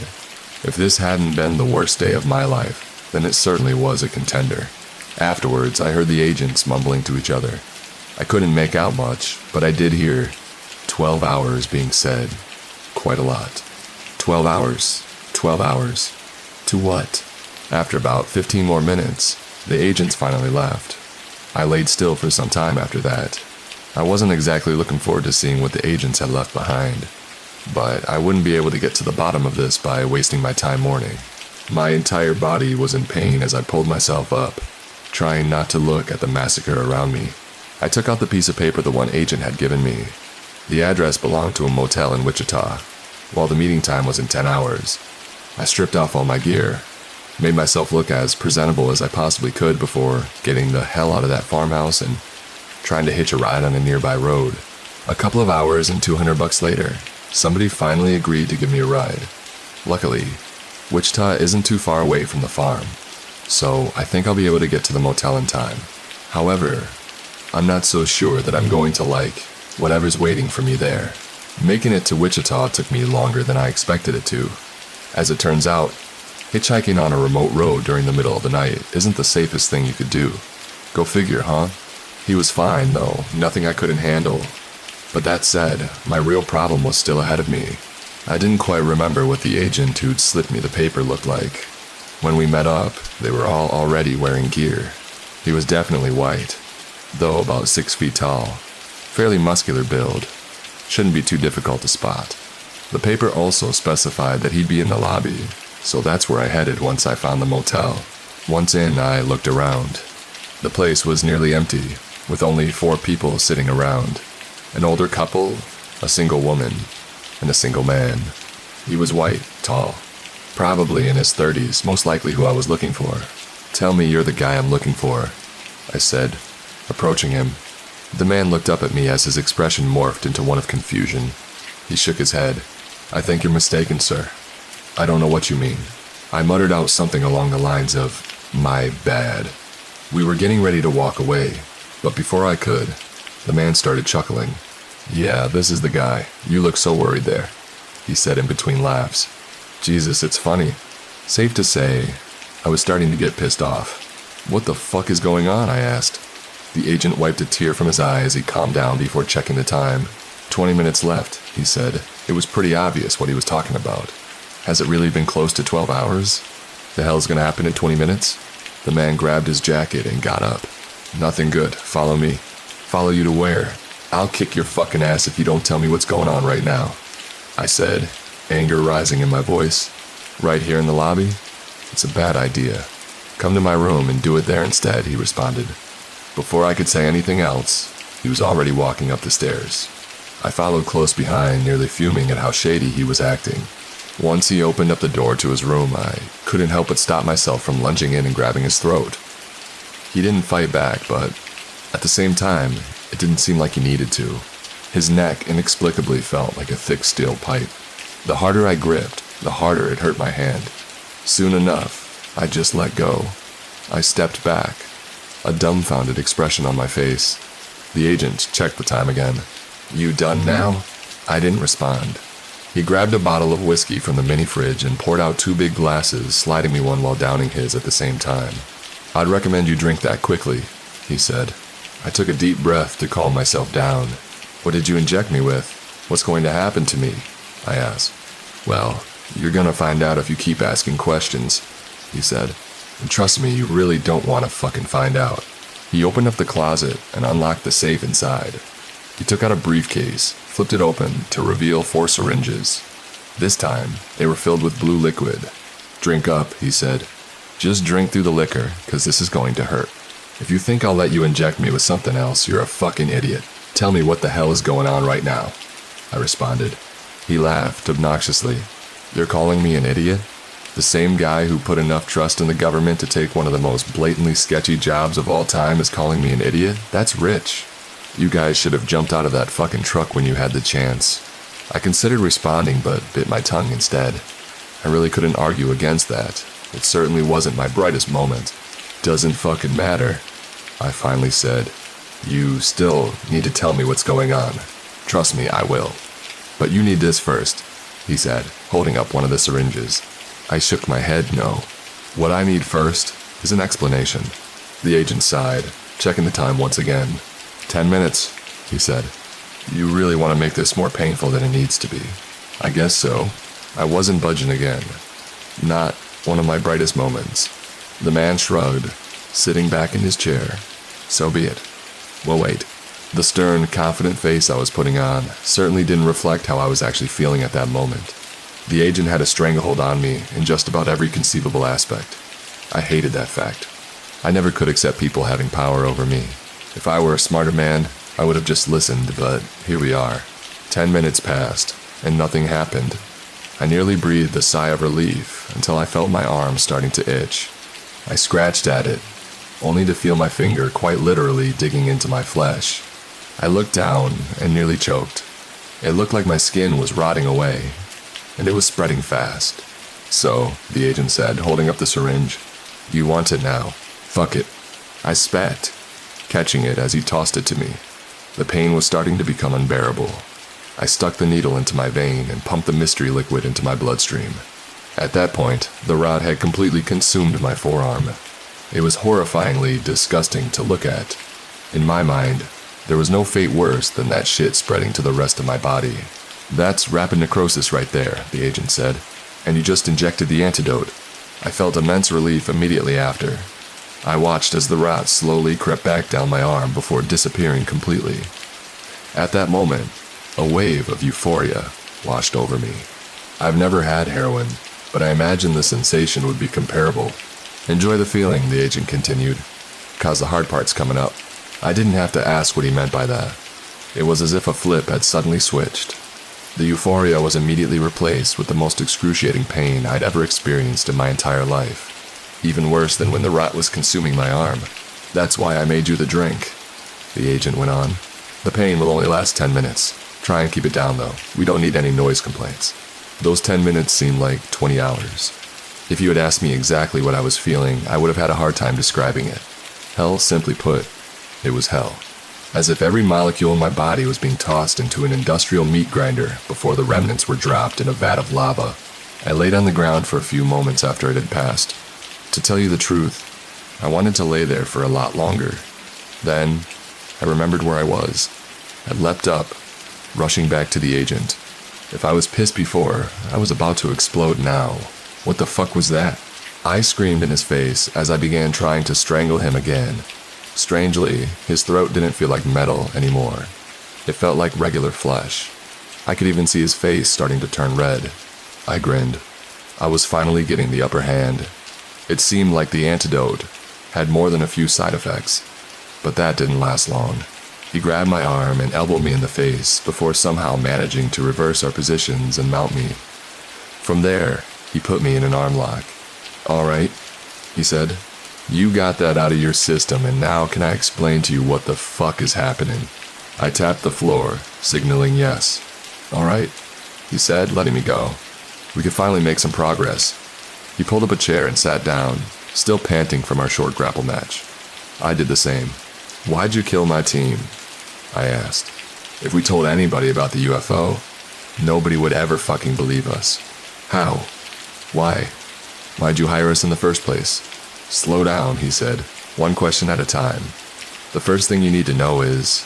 He paused for a moment, almost as if an uncomfortable thought had just crossed his mind.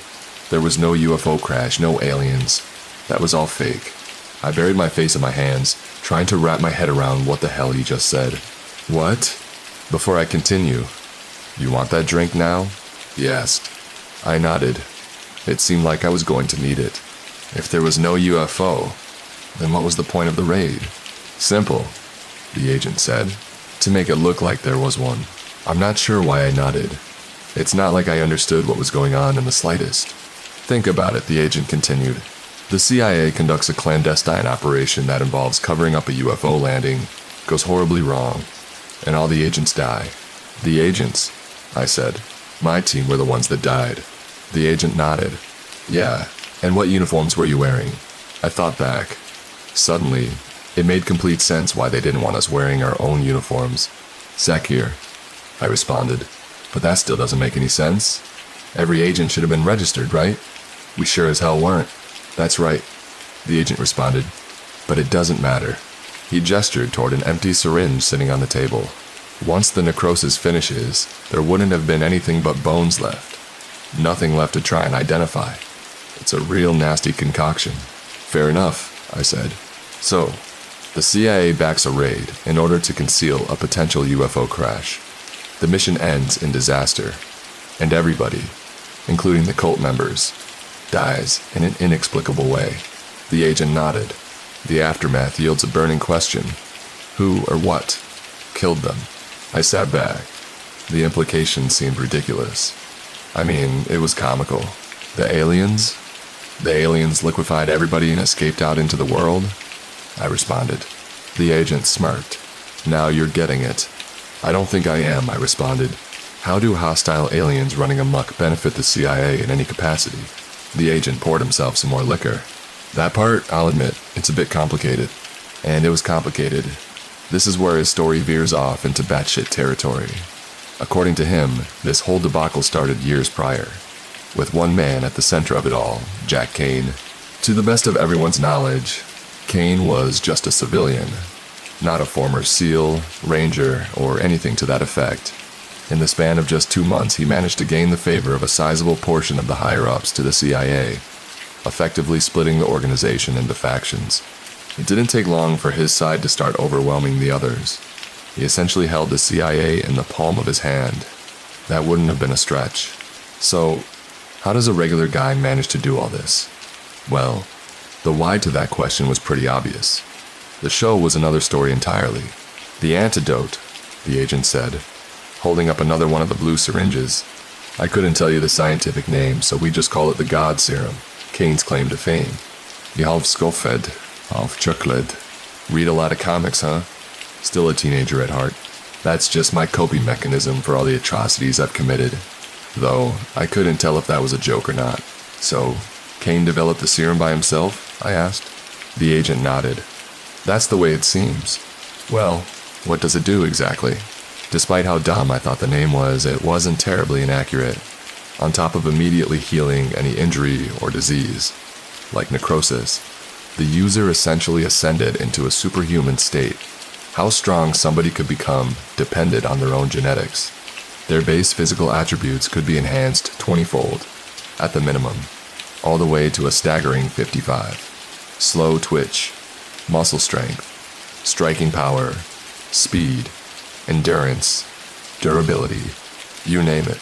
It was the super soldier serum on additional steroids. And from what they've seen so far, there haven't been any discernible negative side effects. Kane was also the only one who knew how to make it, and he wasn't sharing his secrets. This gave him a stranglehold on just about the entire organization. Can't the CIA just force the recipe out of him? I asked.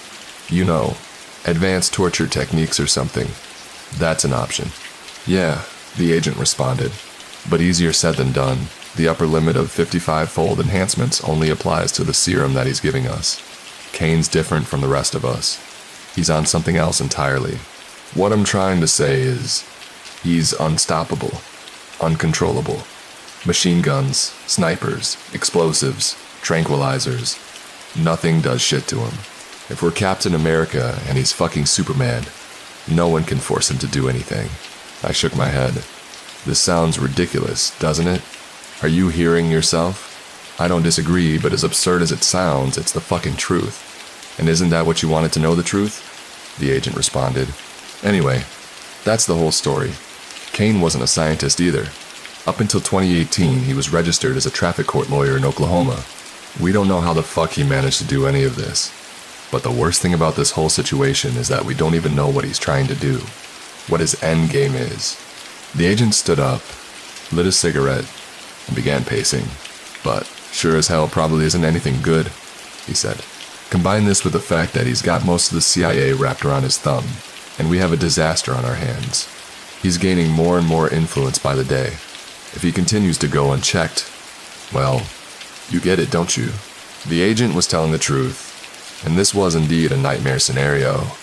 Evil Superman as world dictator, forcing the world to believe that we're being attacked by aliens for unknown reasons. What a bright future.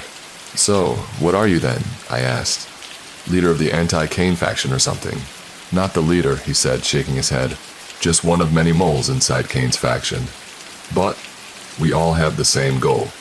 Do anything to take him down. Well, I said, standing up. Sounds like you've got your work cut out for you. Good luck. I'll be heading out now. I knew he probably wasn't going to just let me leave. I could tell that he was trying to recruit me for something from the get-go. But after hearing all this, on top of my entire team being killed, I nearly forgot about that. My team's dead, you know, I said, giving him a death stare. And you caused it. And I don't care if you're a double agent or what, but how the hell am I supposed to forgive that? I'm not asking you to forgive me, the agent responded. But this is bigger than either of us. Bigger than anything you could imagine. If Kane gets his way, I reckon your team would have been fucked regardless. But you don't have to forgive me. All I'm asking is that you work with me for now. We succeed, and I don't give a fuck what happens next. You can strangle me in my sleep for all I care. He began stepping towards me. If you want your revenge, you can have it. But there might not be a world for you to come back to. He extended his arm, implying that I shake his hand in agreement. Come on, you ever dreamed about playing the hero when you were a kid? Might be your only chance. I swatted his hand away. What the hell do you want from me anyway? I responded. I can't even stop my team from dying. What good am I going to be to you? It finally came out. I didn't blame the agent. I really only had myself to blame. A tough pill to swallow, for sure. The agent paused for a moment. I couldn't even look him in the eye at this point. I knew he'd be able to see the weakness behind my own. Eventually, he held out his arm again. If I thought you weren't worth recruiting, why the hell am I trying so hard? He asked. Come on. Make the death of your team worth something. I'm still not shaking your hand. Tell me your plan. You guys have a plan, right? The agent grinned. Well, it's a work in progress. It's what? Instead of responding, he tossed me a jacket. I knew you'd say yes. Bundle up now. We're headed to Alaska. I've only been to Alaska a few times before. There's one solid conclusion I can draw about this state. It's one of the hardest places to complete contracts. The targets are usually hard to put down, and my heart feels like it's seconds away from detonating at all times. I do enjoy drinking over there, though. I managed to get some sleep on the flight over. That would have been impossible had I not been tired to the point of delusion. A ride came in the form of a clunky old cargo plane that only had sitting space for the pilots. I think I banged my head on about 15 crates before I woke up. There's no flights to Nome. I can't really take a government-owned aircraft without arousing suspicion, so I had to call in a favor from an old friend, the agent explained. I'm sure you could see the trepidation on my face. Look, it's the best I could do. I suppose it doesn't matter. The plane wasn't the biggest issue. It was what we were bound to see once we got off that worried me the most. Along with the agent and the pilots, there were 2 others in the plane with us. Another CIA agent named Alan and a Green Beret named Liam. 4 wasn't exactly the biggest team, but the agent assured me that we'd rendezvous with the rest once we got to our destination. The flight was mostly silent and a bit awkward. So, what do I call you? I asked the agent in an attempt to make small talk. You don't have to tell me your real name, just give me something so it doesn't get weird. The agent leaned his head back as if he were thinking about it. It's Colt. It's my real name, by the way. I trust you enough. He flashed a corny grin at me. I nodded in response. Colt it is. We landed on a small airstrip in the middle of what looked like a remote field. I was hit with freezing rain the moment I stepped out of the plane, which managed to wake me up a bit.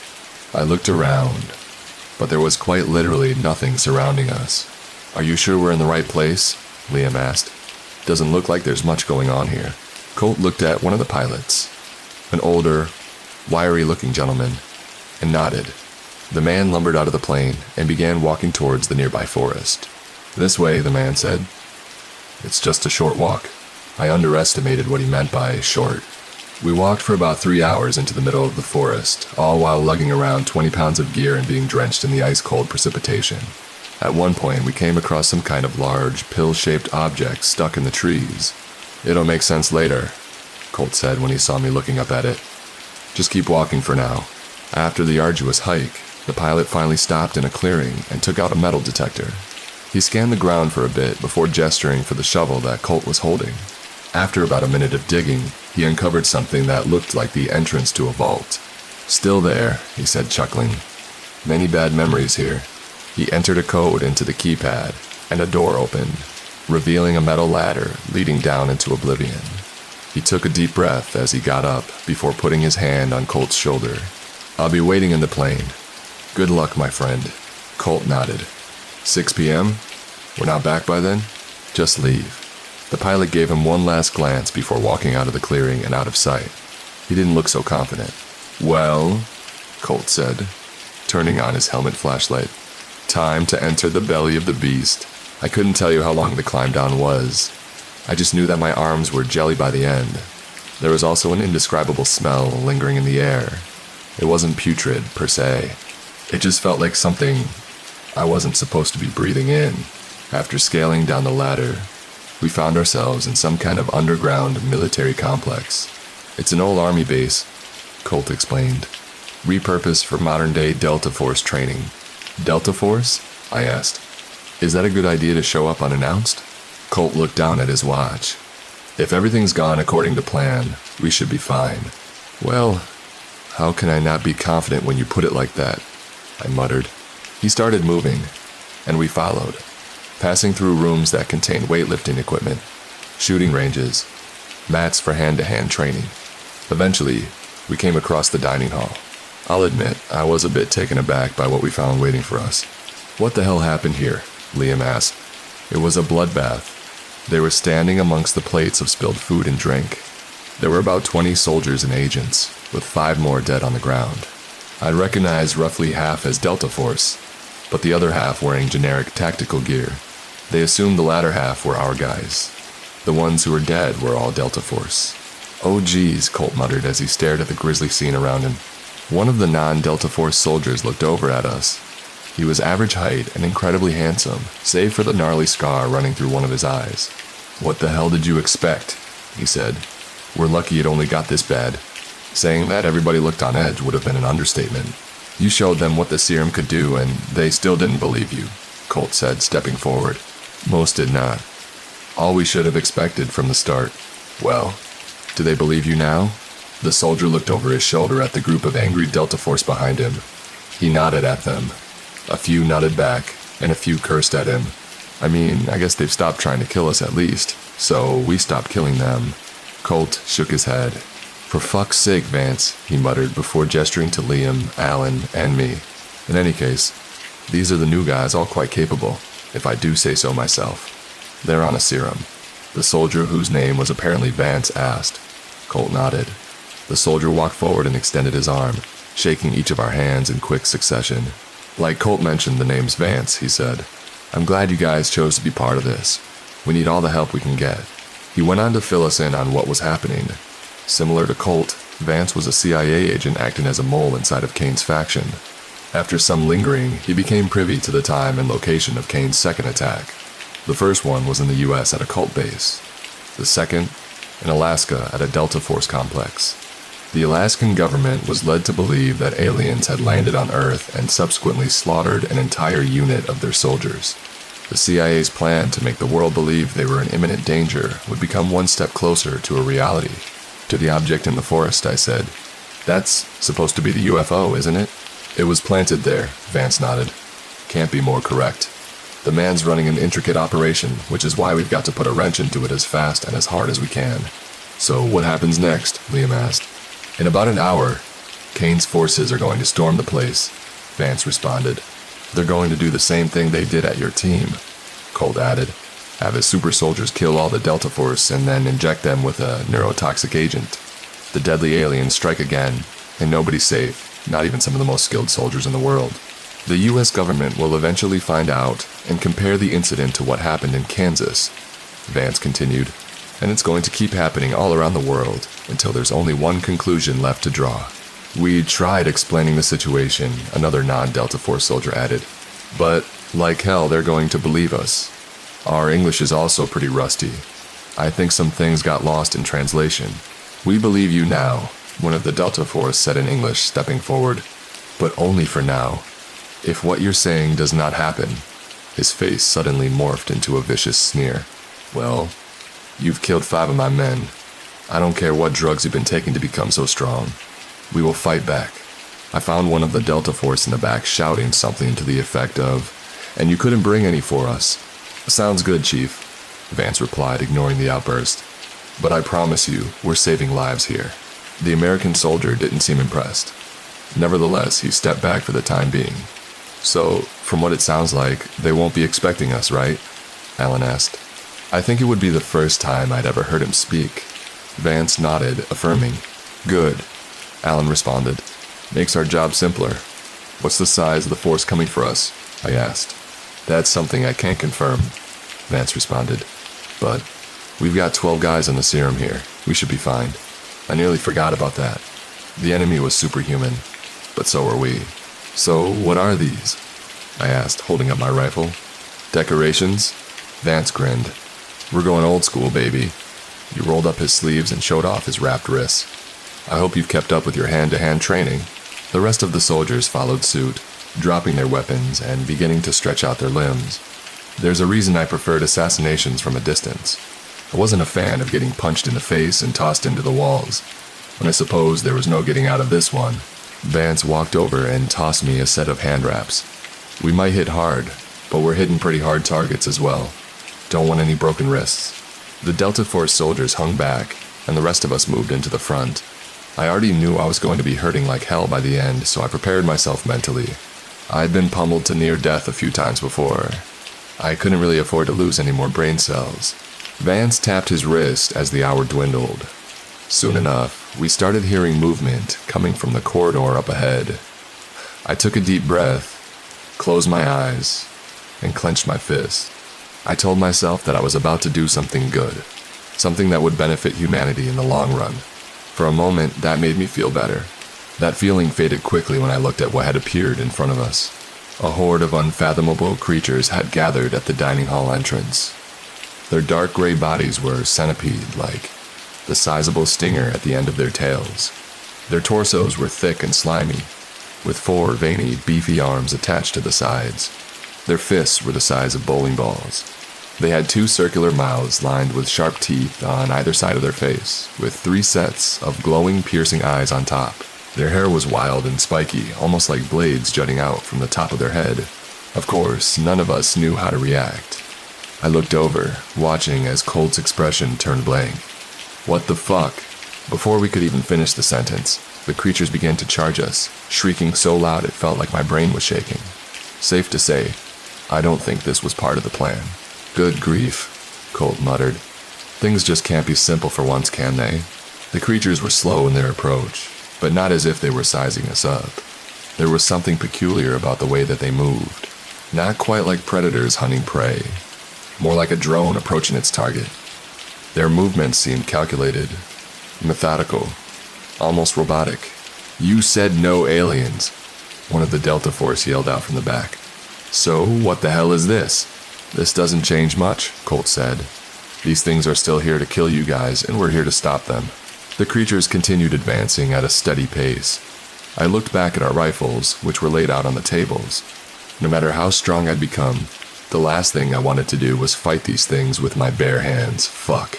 I turned back around, seeing that the creatures had begun charging. I clenched my fists. It didn't really look like I had a choice. I stepped forward as one of them lunged at me. I could only comprehend just how massive the thing was once I got up close to it. Not only did it tower over me, its body was well over 10 feet long. I twisted my hips and punched its head. It clearly did some damage, but at the cost of my knuckles shattering. A few seconds into the fight, and I was already in deep shit. I jumped back due to the pain, but the creature just kept charging. It raised its stinger, and I was ill-prepared to block it. It stabbed me in my arm, not quite penetrating my skin. Still hurt like hell, though. I could see something dripping out of the tip as the creature pulled the stinger back. Some kind of dark green fluid. I rushed forward and tried pulling the creature into a standing choke before I could strike again. It didn't work. The creature slammed me in the abdomen with one of its arms, sending me backwards and leaving me breathless. "Fuck this," I muttered. I pulled myself up and rushed over towards one of the rifles. I aimed the barrel at the creature's head and began spraying. Even though just about every bullet hit dead on, the abomination still wouldn't go down. Its head could snap back slightly with every impact, and as bits of its skin and flesh exploded, dark-colored blood spilled to the floor as it continued pressing forward, seemingly unbothered by the injuries. I cursed again, reloaded, before once again emptying the entire magazine into its face. It finally dropped this time, even though it wasn't fully dead. It jerked and writhed around on the floor. I clutched the rifle like a bat and slammed it into the back of the creature's head until it broke. That finally managed to finish it off for good. The adrenaline rush was so intense it took me a second to notice it. There was something sticking out of the creature's flesh. I approached the corpse cautiously in order to get a closer look. I wasn't seeing things. Buried in the bone, cartilage, and tissue appeared to be wires, as if it was some sort of robot. Before I could inspect any further, another of the things lunged at me. I leapt back before gauging the situation around me. I spotted Colt fighting off 2 of the creatures at once barehanded. There were 4 of them lying limp around him. The guy was a monster himself. However, The rest of us weren't doing so well. Liam was trying his hardest not to get pummeled, while Alan was thrashing on the floor, trying not to be strangled. Strangulation. I wouldn't have expected these kinds of creatures to resort to something like that. Everybody else was facing a similar struggle. The only one holding their own was Colt. There was also somebody missing. Somebody I couldn't immediately spot. Looking for something? A voice said from behind me. I turned around to see Vance with a wicked grin on his face. Vance, what the hell? He interrupted by punching me hard in the throat. I began gasping for air as I fell to my knees. I looked up at him. He casually strolled away before walking up to Liam and unceremoniously breaking his arm. I tried standing up, but ended up getting knocked back down by one of the creatures. I could hardly fight back as it wrapped its massive hands around my throat, simultaneously drilling its stinger into my leg. And this time, it managed to break my skin. What it was trying to do wasn't a mystery. He was injecting this neurotoxic agent into my veins. To my surprise, it let go of my throat before I passed out completely. In retrospect, it made sense. These things were probably programmed to move on after the injection was completed. I sat up. I struggled to pull air into my lungs. I looked around, watching as Vance effortlessly subdued the rest of our team. At the same time, the creature seemed to be completely ignoring him. Eventually, he made his way over to Colt, who still had his hands full with the multiple creatures. Colt screamed something at him, but I couldn't hear what he said. Vance responded by punching him in the face. Compared to the rest of us, it took him a little longer to take down Colt, but he still managed to do it without breaking so much as a sweat. It also didn't help that Colt was being tag-teamed by the creatures. With our team entirely down for the count, the creatures turned their attention towards the Delta Force, who had been watching the entire ordeal at the back. Now, these guys were done for, I thought to myself. Fighting these creatures was a hellish experience, even with a serum. I could only imagine facing them in a normal state. It'd be a complete and utter slaughter. However, the Delta Force didn't seem worried at all. There was no fear in their expressions. Their faces were stoic, as if a gang of mere hooligans were standing in front of them. Some raised their rifles, some grabbed their knives. Despite the impossible odds, they were still going to fight. The lead Delta Force stepped forward before shouting something in English. Then they charged. As expected, it was a short, brutal struggle. I looked back at Vance. He appeared to be recording the entire thing, keeping only the Americans and the creatures in frame. Even though he only managed to capture a few seconds of footage at most, he took off. I suppose he got what he came for. I was shocked just how horribly the plane had gone. The Delta Force we were supposed to protect were all dead. Half of our team was knocked out cold, while the rest were injured. Not only that, Vance had apparently set everything up. A mole amongst moles. I could only imagine what was waiting for us next. The creatures had become stationary after finishing off the Americans. The details were all starting to align. These things were just machines made to look like biological entities. They were fake aliens. I see Colt slowly pulling himself up. His blood leaked from his nose, and a large gash on his forehead. "Where'd Vance go?" he said, spitting out blood. "He took off," I responded. After recording everything, Colt's eyes turned wide before he suddenly bolted up. "That fuck can't get away," he said before sprinting back down the corridor like a bat out of hell. Everybody else was too roughed up to follow after him, but I wasn't. My right fist was broken, but that was about the extent of my problems. I started running after Colt as well.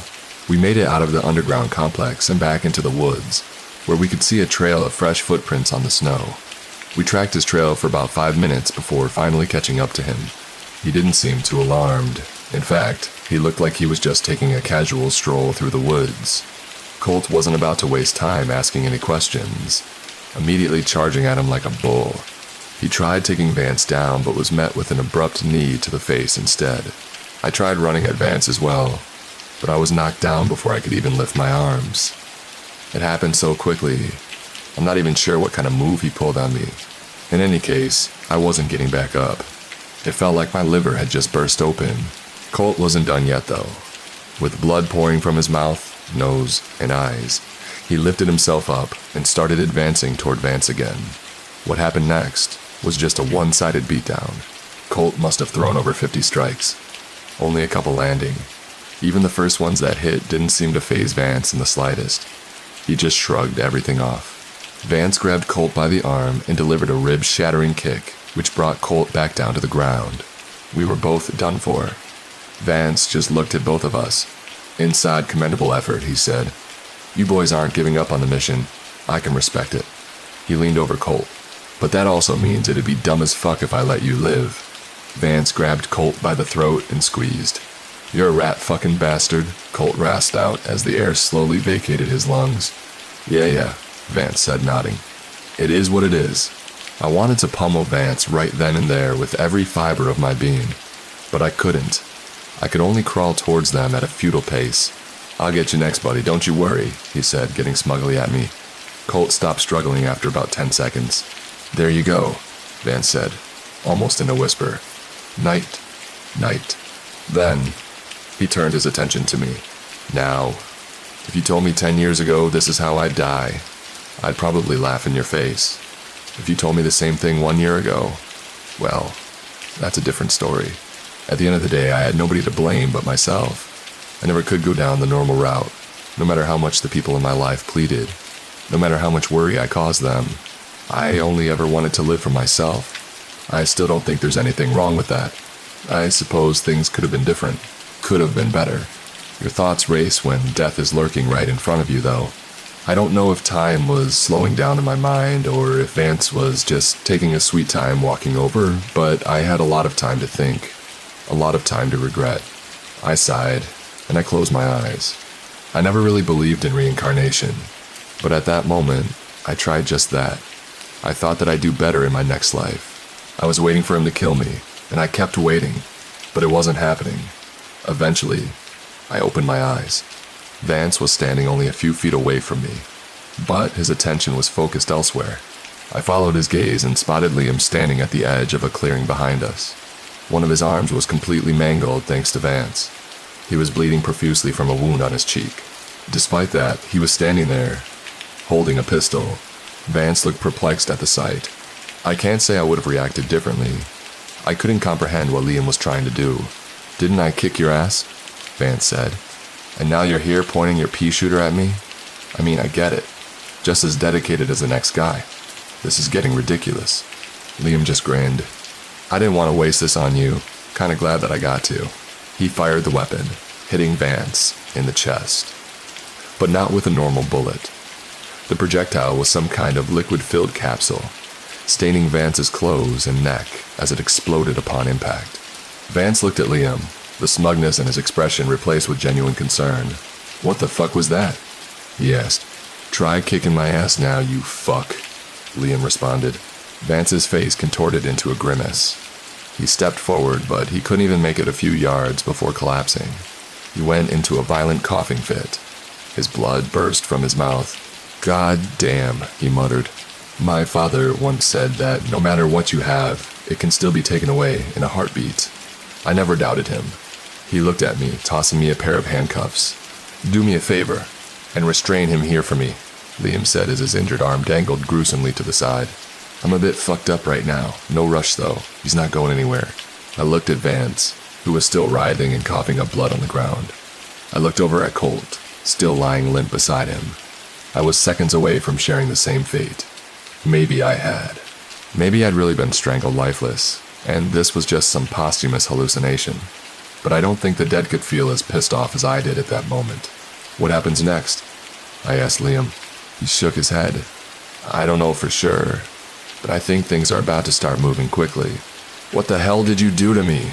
Vance shrieked, still retching up mouthfuls of blood. His skin was becoming redder by the moment. "Fuck you," Liam responded. "You don't get to ask any goddamn questions." "Where? Here's what we're going to do," he continued. "You give us the information we want." He held up a vial of clear liquid. "And I'll give you the antidote." "Antidote to what?" Vance asked. "What do you think?" Liam responded. "You have about 10 minutes before your skin starts bubbling up like a fucking pizza in an oven. It's going to look really nasty. Say goodbye to that handsome face." Vance let out a pained chuckle. "Nice bluff. I don't feel shit.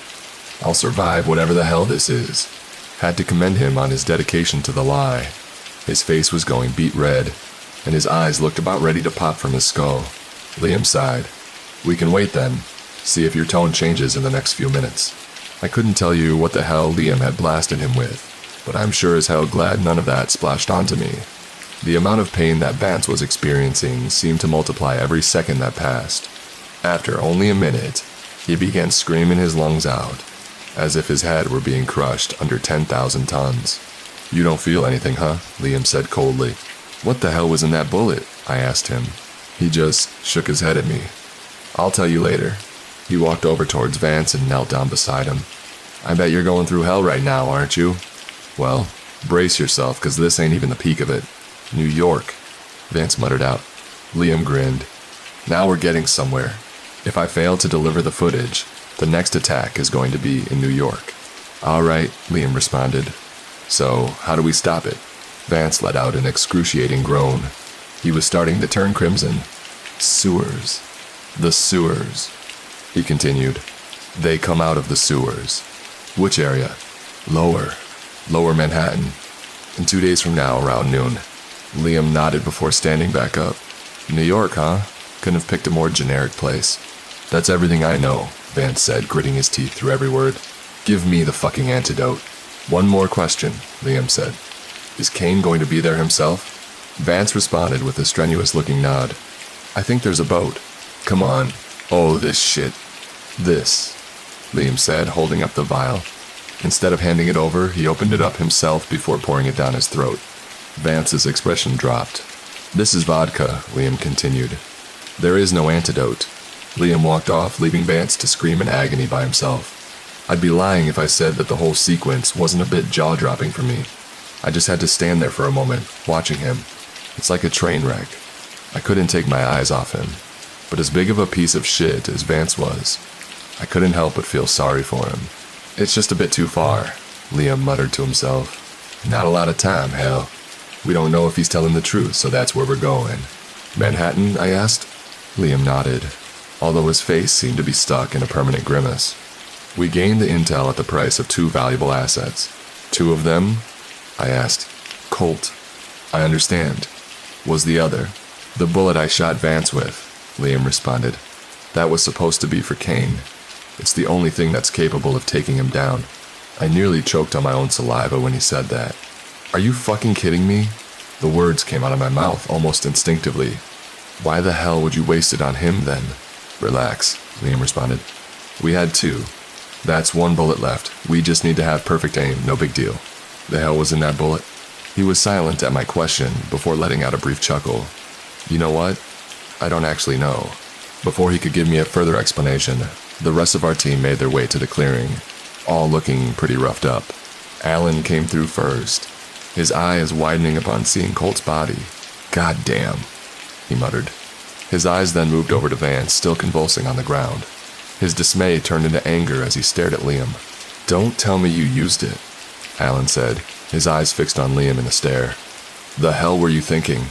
"He was filming the entire attack," Liam responded, his voice remaining calm. "Did you imagine what would have happened if that footage made it to anybody significant?" Alan shook his head, visibly pissed off. "Doesn't change the fact that you just took the biggest risk of all time. Did you get anything out of him at least?" Liam nodded. "The next attack's going to be in New York in 2 days. They're coming out of the sewers, and Kane's going to be there as well." Alan took a moment to calm himself down. "Well, let's see if your decision pays off, or you just fucked us permanently." Yeah, Liam said, starting to walk off. "Quit being so dramatic. Let's get to the plane." "Hang on," Alan called after him. "What about your arm? Can you even move that thing without?" Turning back, Liam used his good arm to flash the OK symbol at him. Alan shook his head and mumbled something before following after him.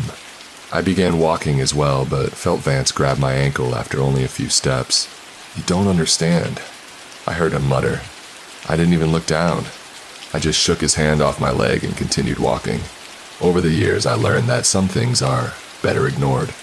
After trekking, retracing our steps through the grueling woods, we found the plane waiting for us. The pilot scanned our group but didn't say anything about Colt's absence, although I could certainly tell that he noticed. Liam outlined our next steps on the flight back to New York. As expected, he was a bit haphazard.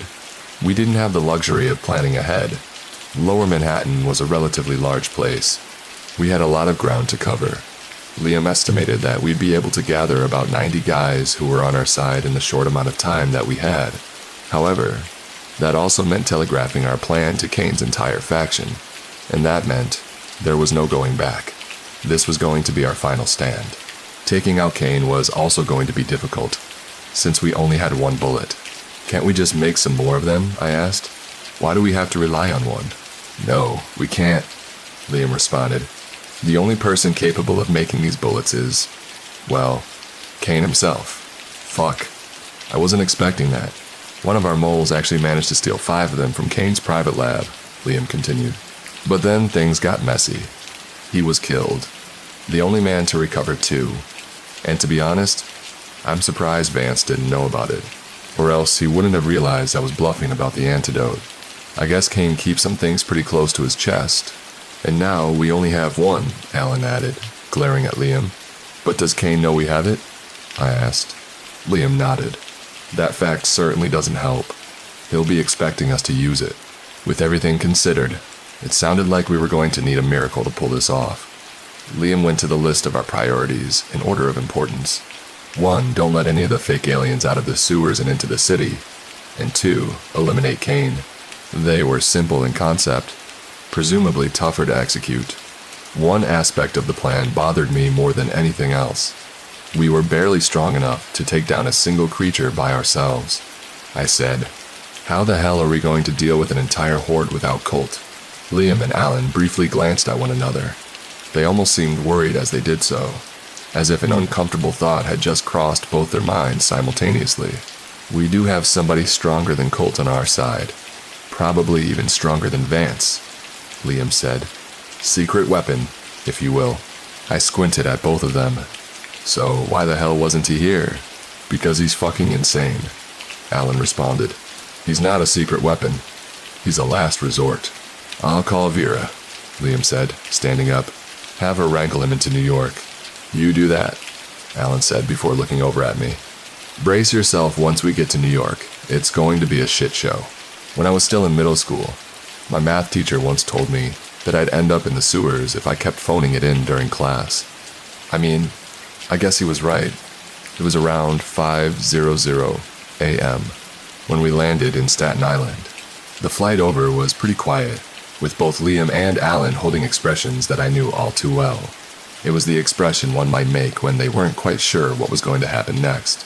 This is as much as I can help you, the pilot said as he tried to hide the weary expression on his face. We nodded at him as he prepared to take off. He didn't seem enthusiastic about sticking around to see what would happen next. I couldn't blame him for that. Losing a friend like Colt couldn't feel too good either. We only had to wait for about 10 minutes to be picked up. 4 vehicles, all different makes and models, pulled up, with a taller blonde woman coming out of the lead car.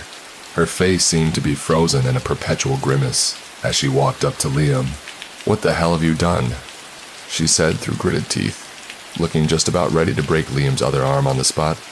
I thought you knew how to follow simple instructions. Yeah, Liam responded, holding a similar expression to hers. And I thought you knew how to recruit people. Your guy Vance was a fucking mole, Vera. What the hell are you talking about? She said. Are you sure? Fuck. Turned on us. Then started filming the attack. Liam continued. He also killed Colt. So yeah, I'm pretty fucking sure. Vera's expression suddenly changed as she muttered something under her breath. Then she looked over at me. He's the new guy, right? I nodded in response. And Colt's the only one dead on our side? Yeah, Liam responded. Good, she said. I guess we broke even. Time to go to Manhattan. She turned, heading back towards the vehicle. I looked over at Liam, who just smirked. Wouldn't get on her bad side. We drove from Staten Island deep into Manhattan before finally arriving at an unassuming-looking Chinese restaurant. Let me guess, I said as we pulled up. Another secret CIA base. Don't be so surprised, Liam said as he hopped out. At that point, I suppose nothing should have surprised me at all. We passed through the main dining area before descending into the basement to find about 30 armed soldiers and agents getting geared up. Is this everybody? Liam asked. Just about, Vera responded. Except for Gustin, he's in the freezer. I had a hell of a time getting him over. Gustin, is that the secret weapon you guys were talking about? I asked. Last resort, Alan confirmed. And yes, Marcus Gustin. He was a 6'7" Swedish-American CIA agent who opted to join the fight against Kane. As with everybody else, he was given a dose of the serum. However, his body's response to it was a bit different from everyone else's. His strength and speed were elevated to ludicrous levels, far surpassing even Colt's. Coupled with his massive frame, he was essentially a human wrecking ball. Those boosts came with a drawback though.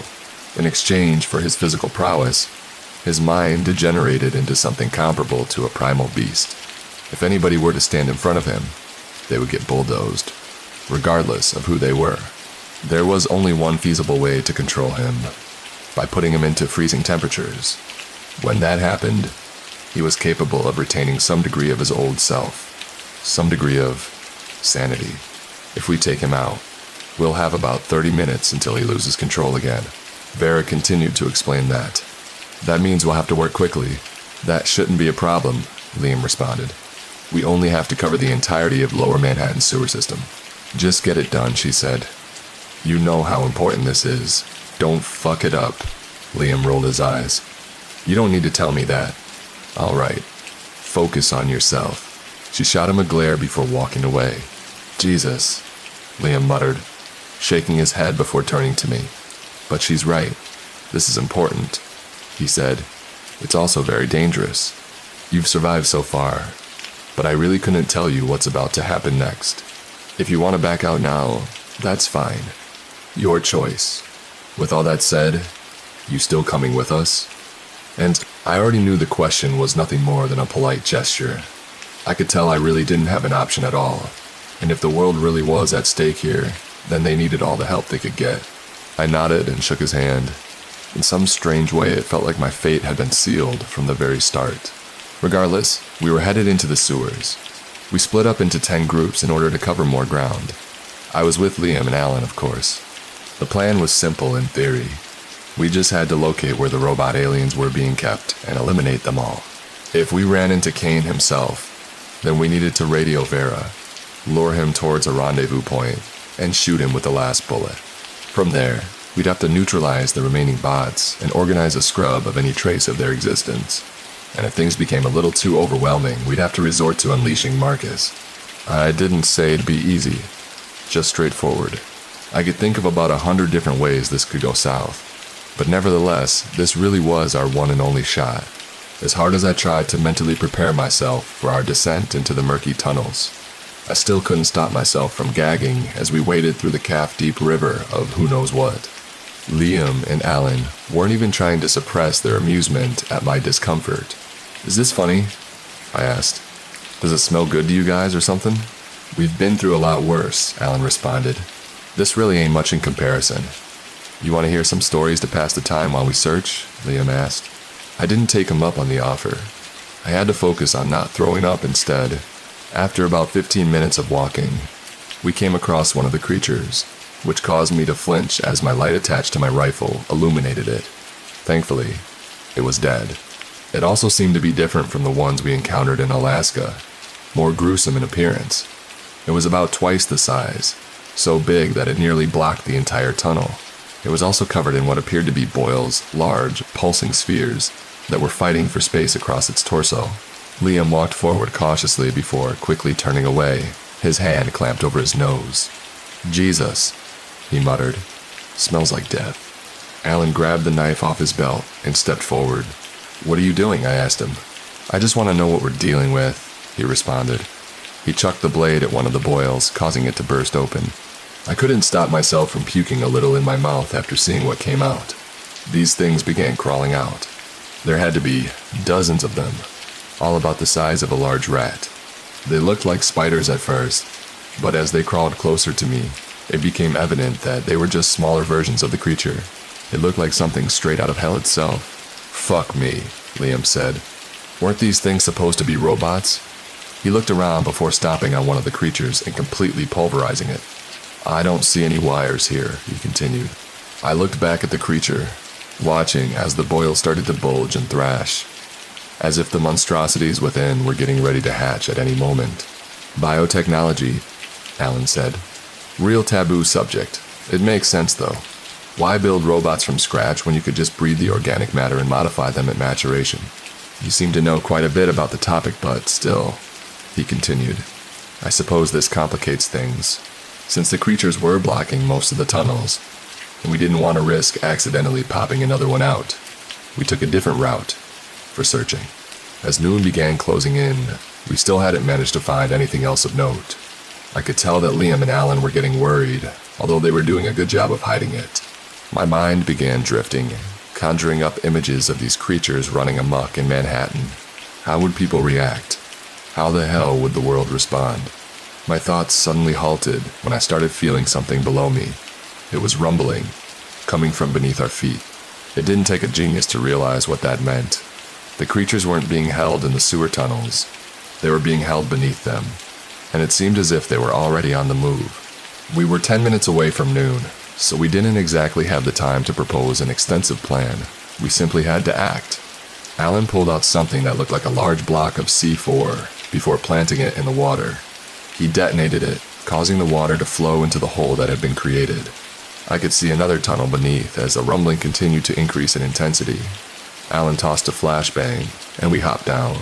There were no soldiers waiting for us, but what we found there was startling regardless. It wasn't just another sewer tunnel. It was a hallway, one that looked like it could have been plucked out of any office building. We were all in disbelief as we walked forward, staring at the inexplicable sight around us. We began hearing footsteps coming from the corridor behind us, only moments later. It was no mystery what the source was. We made a hell of a lot of noise coming down. I raised my rifle just as a group of soldiers turned the corner. I opened fire, but none of them even flinched in response. Of course, they were all in the serum. I glanced down at my watch. 5 minutes before noon, and from the sound of it, an entire army of robots were marching beneath us. Let's go, Alan yelled. I turned around, watching as him and Liam began running. We scrambled through corridor after corridor, trying feverishly to find another way down while evading the soldiers simultaneously. The pressure started mounting as they began converging on us at seemingly every corner. As hard as we looked, there didn't seem to be a way for us to go. Not that we had much time to begin with. We soon found ourselves in the middle of an intersecting corridor, being boxed in by soldiers in every direction. They weren't shooting at us or running. Instead, they approached us calmly, almost as if they were robots themselves. And I suppose they didn't need to rush. We were all completely trapped. Fuck it, I heard Alan say. I looked over at him, watching as he pulled another block of C4. What the hell are you doing? Liam asked. If it works once, it'll work again, Alan continued. Brace yourselves. He planted the explosive right beneath our feet and detonated it. I could feel the surging pain overwhelming my entire lower body as the floor broke beneath us, causing us to fall deeper into the strange underground complex. Not sure how far we fell.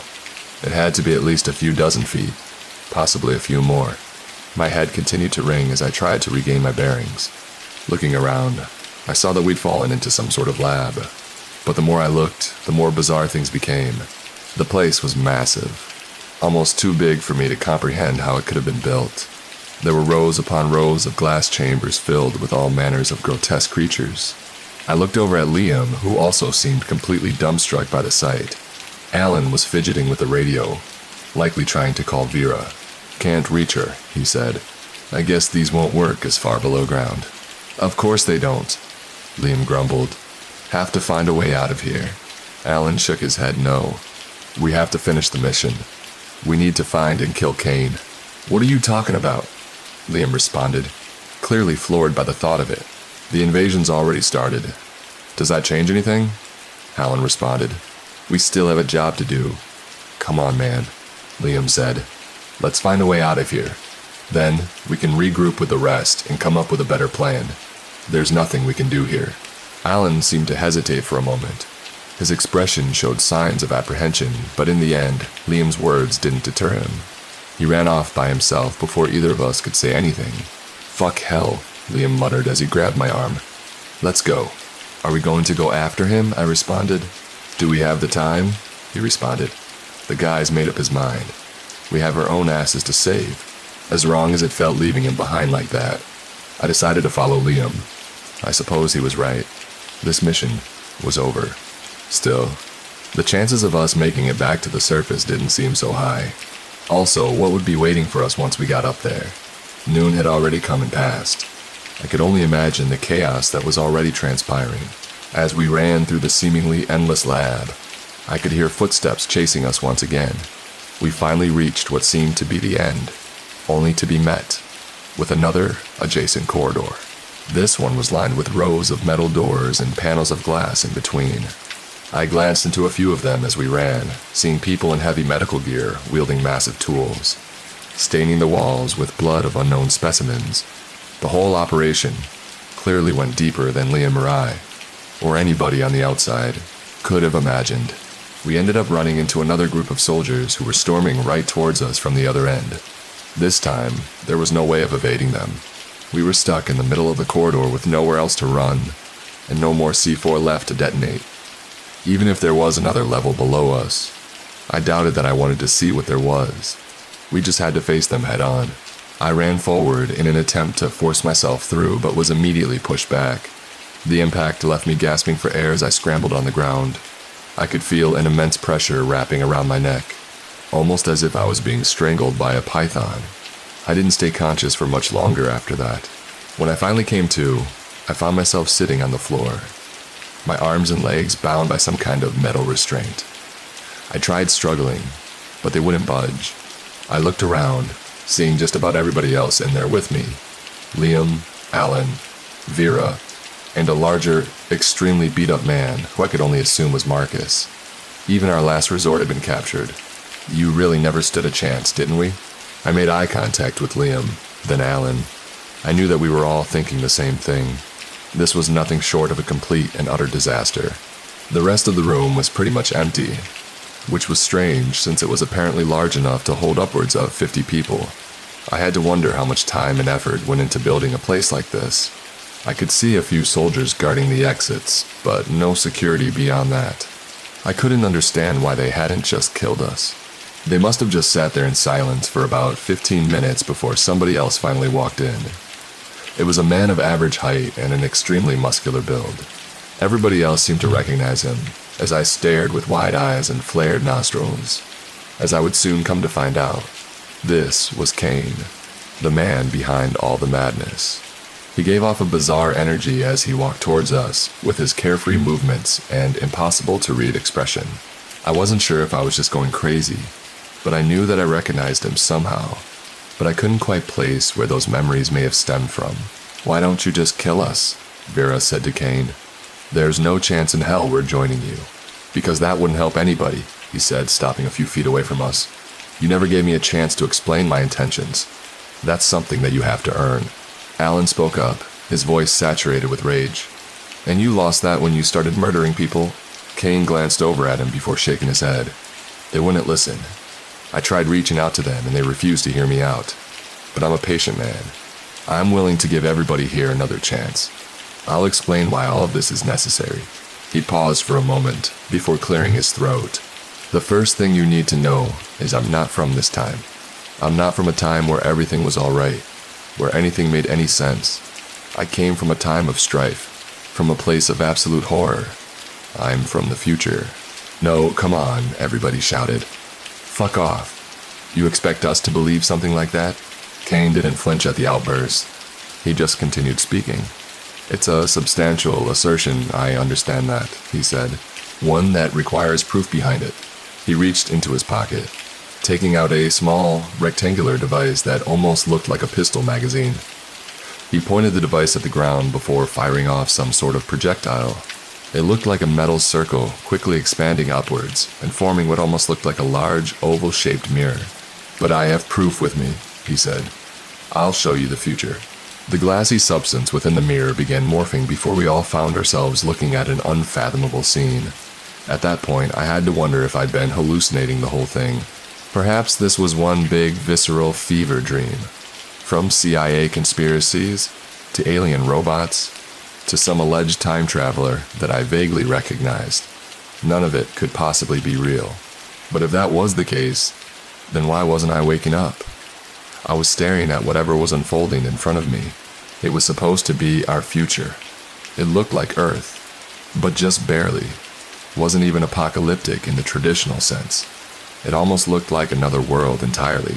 There was a forest, but the trees seemed to be much larger than they should have been. As I looked closer, I realized that the wood was covered in veins, and the leaves, they had teeth, biting at these bird-like creatures that flew a bit too close. The mountains in the back had thick black smoke billowing out from the peaks. A gargantuan entity lurked behind them, its colossal tendrils wrapping around the base.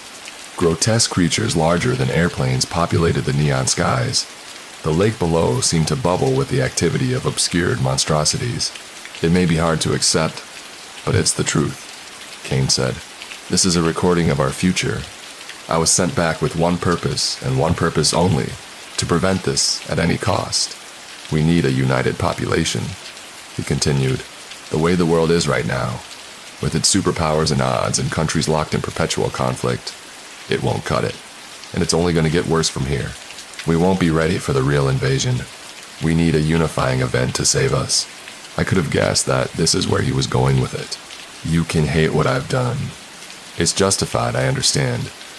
But just know that all of my efforts have been for the greater good. I wasn't quite sure what to think. Kane spoke with an air of confidence that couldn't have been denied. His words had conviction behind them, his tone unfaltering the entire way through. The evidence he was presenting was also undeniably significant. Was he right? We were on track for a future as horrific as the one that he was showing us. Could it be helped if we joined him? As convincing as it seemed to be, there was one thing that I couldn't shake, a feeling deep within my psyche that told me all of this was wrong. The man standing in front of us was absolutely not to be trusted. Where had I recognized him from? On top of everything else, this was starting to drive me crazy. Kane began walking around, intently scanning our group, looking for a shift in attitude. I know it feels like I've betrayed you all, and I'm sorry for that, he said, but there are some things that simply need to be done. Soon enough, he made his way over to me and stopped. Had he recognized me first? A new recruit, he said, looking down at me. I suppose I don't have the same kind of history with you. I'm sure everything your comrades have told you about me came from a noble place, but I'm just trying to save lives as we know it for future generations. What do you think? Are you with me? I looked up at him, staring into his eyes directly for the first time, and that's when I figured it out. I realized where I'd recognized him from. It was unmistakable. One of his eyes had likely been injured in the past, leaving nothing but a milky white behind. The sight of it had triggered a memory so repressed in the back of my mind that I hadn't thought about it in years. I nodded. Yeah, I'll join you. Kane got down on a knee, getting eye level with me. You sure? He asked. This is important. I want to fight for the future. He smiled. I could tell he hadn't recognized me at all. Thank you, my friend, he said. Soon enough, you'll know that your decision was the right one. What the hell are you doing? I heard Alan say. This is a trap. He's not telling you the truth. I ignored him, continuing to look forward instead. Kane went ahead and loosened my restraints before holding his hand out to me. I accepted, and he pulled me up to my feet, patting me on the back. Your descendants will thank you, he said. I stepped past him, walking towards the strange mirror world. Can I ask you a question? I said. Of course, Kane replied, walking over to me. Why can't you remember me? Before his expression could even register the confusion, I grabbed him by the neck and sent us both crashing into the mirror. We fell through, hitting the dirt as we did so. As I expected, he wasn't showing us a recording of the future at all. This was something else entirely. As we scrambled on the ground, I saw the device fly out of his pocket, landing on the ground a few feet away. This also ended up closing the portal entirely. No! Kane screamed. What the hell have you done? I leapt up and tried to grab the device, but was pulled back down and slammed by Kane. He really was strong, but I couldn't let him win. We continued to fight, although it gradually devolved into one-sided beatdowns. I may have bitten off more than I was able to chew with this guy. He ended up cracking me across the jaw with a vicious elbow, which caused me to black out for just a moment. I fell to the ground, stars now littering my vision. Kane stood over me, his face twisted into a spiteful grimace. Who the fuck are you? He asked. I really couldn't believe that he didn't remember what was one of the most disturbing moments in my entire life. Must have been par for the course for him. My encounter with Cain happened early in my career, back when I was a little bit more optimistic about my future. I was in New Orleans. I'd been paid for a contract and was riding high on my emotions. I just needed a few more paydays and I'd be good. Then, I could move on to bigger and better things. I was walking through New Orleans at night, enjoying the crisp breeze and a nice, expensive cigar. At one point, I turned into a completely empty street, which is where I saw her. A young girl, maybe in her early 20s, walking by herself. Something that wouldn't have been a cause for concern on its own, but the details made it quite alarming. She seemed to be wearing nothing but a torn hospital gown, and her movements were frantic, almost as if she wasn't quite sure where she was going. She soon spotted me and began running over. I backed up just a bit, unsure of what to expect from something like this. Perhaps she posed no physical threat to me, but any and all risk was better off avoided. In any case, I eased up as she got closer. She looked to be in extreme distress. She began speaking to me, her words coming out in a rapid and jumbled mess. My Southern English wasn't great to begin with, so trying to decipher what she was saying proved to be quite the task. However, I could make out a few key phrases. "Help me, please. Save my brother." She grabbed my arm and began pulling me, trying to get me to follow her. I was hesitant at first, but ultimately relented. I knew that this could end horribly for me, but the idea of being the hero gave me hope of some kind of catharsis. Maybe I could wash away all the morally ambiguous things I'd done with one act of altruism. I really did think that this is how the world worked back then. Eventually, she led me to what must have been the most decrepit building in the darkest corner of New Orleans. A place that looked so uninviting, even the most daring of ghost hunters would have avoided it. "The basement," she said, looking up at me with teary eyes and a petrified expression. "He's in the basement. Please hurry." And against my better judgment, I went in. The place looked like it must have been a store at one point, but I couldn't have been too sure.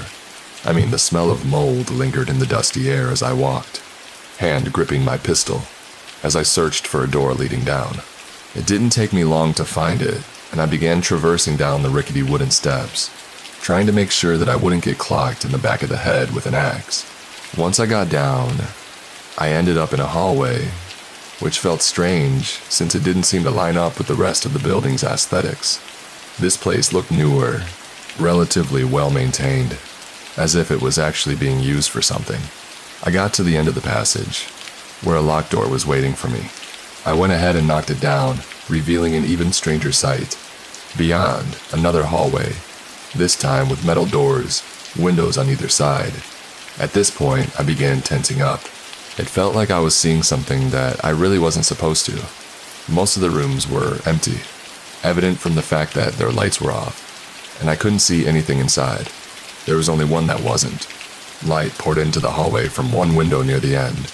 I remember my arms shaking as I got within a few steps, feeling the pressure in the air getting heavier every time I inched forward. And then, I looked inside through the window. I could see a bloody operating table with a young boy strapped to it. His stomach was open, like a few of his organs had been removed and replaced with some sort of metallic counterpart. And then, the man who was operating on him came into view. His face had been blurred out in my memory for so long, but I could see him clearly now. He was standing in front of me, both in my mind and in real life. He saw me looking at him, gave me a sinister grin, one that was equal parts smug and sadistic. It was as if me stumbling upon his operation wouldn't be a problem for him in the slightest.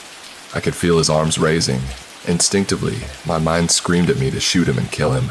I could tell that I was looking at an extremely dangerous individual. I fired off 3 or 4 bullets through the glass, all of them hitting the man square in the forehead. But instead of dropping to the ground, his grin just grew wider. It almost looked inhuman, as if there wasn't actually a man there at all, just a primal force of destruction. I remember backing up slowly, my limbs completely stiff from the shock. The man opened the door and stepped out, approaching me in a way that was disturbingly nonchalant. I tried getting up. I tried running. That didn't make it too far. I blacked out after only a few steps, and I woke up some indeterminable amount of time later, face first in the grass and dirt. My head was pounding as I got up, finding myself standing in a park near the hotel that I was staying at. My phone and wallet were still in my pocket, so I checked the time to see it was 9:00 a.m. The next day. For the longest time, I couldn't tell if what I experienced was real or not. Eventually, I settled on the latter. I thought it was better to just delude myself than consider the alternative. However, I remember one thing very clearly from that night. I knew exactly where the building was, the one that the girl had led me to. I almost didn't want to do it, but I knew that I had to. I needed to go back to that building and see what was really there, so that's what I did. I ventured all the way back down those streets, feeling my unease mounting every time I got closer. I could almost see the girl running in front of me again. If all of this was real, then where was she now? Eventually, I made my way back to that spot where the building was, half expecting it to not be there at all. But that wasn't the case. It was still there, now sealed off by police tape. The cops who had been guarding the place eyed me curiously as I walked past.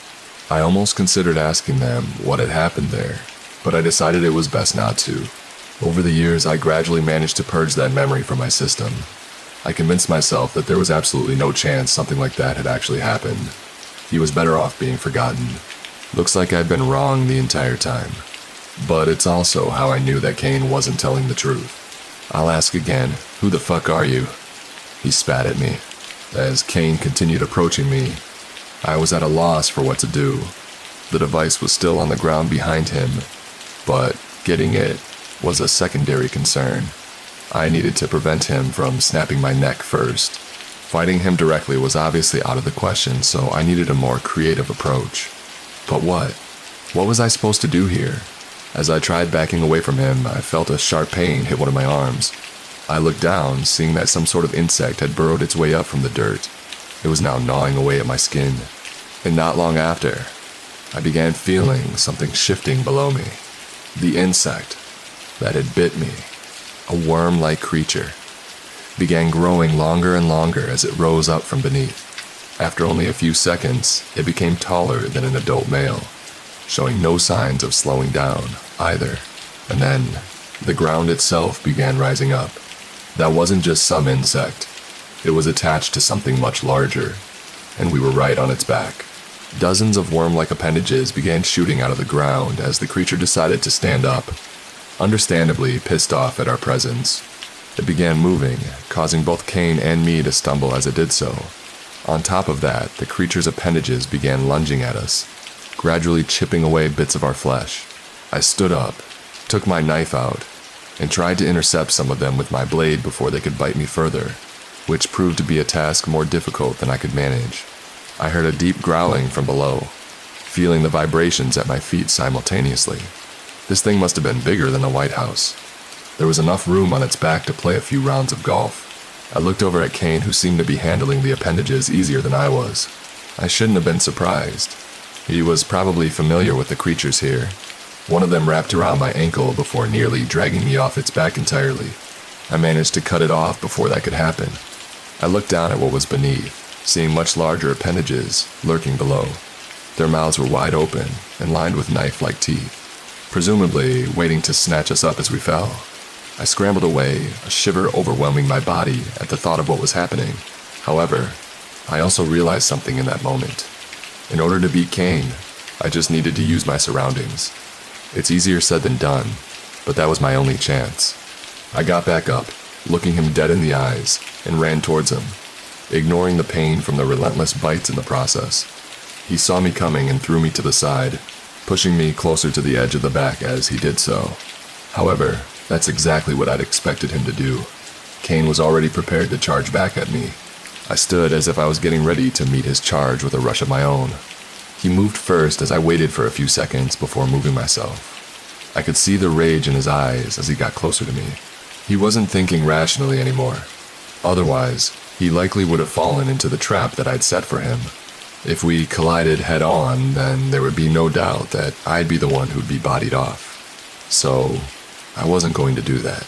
Before we could come into contact, I quickly moved to the side, putting my foot out just far enough for him to trip over it. He was moving so fast that he could barely react in time. I watched as his body flew forward, stumbling downwards and out of view. I didn't let myself breathe until I heard him screaming. That must have been the deepest breath that I'd taken in years. But I wasn't done yet. I began looking around me, searching for his portal device. I knew that I wasn't going to get out of here without it.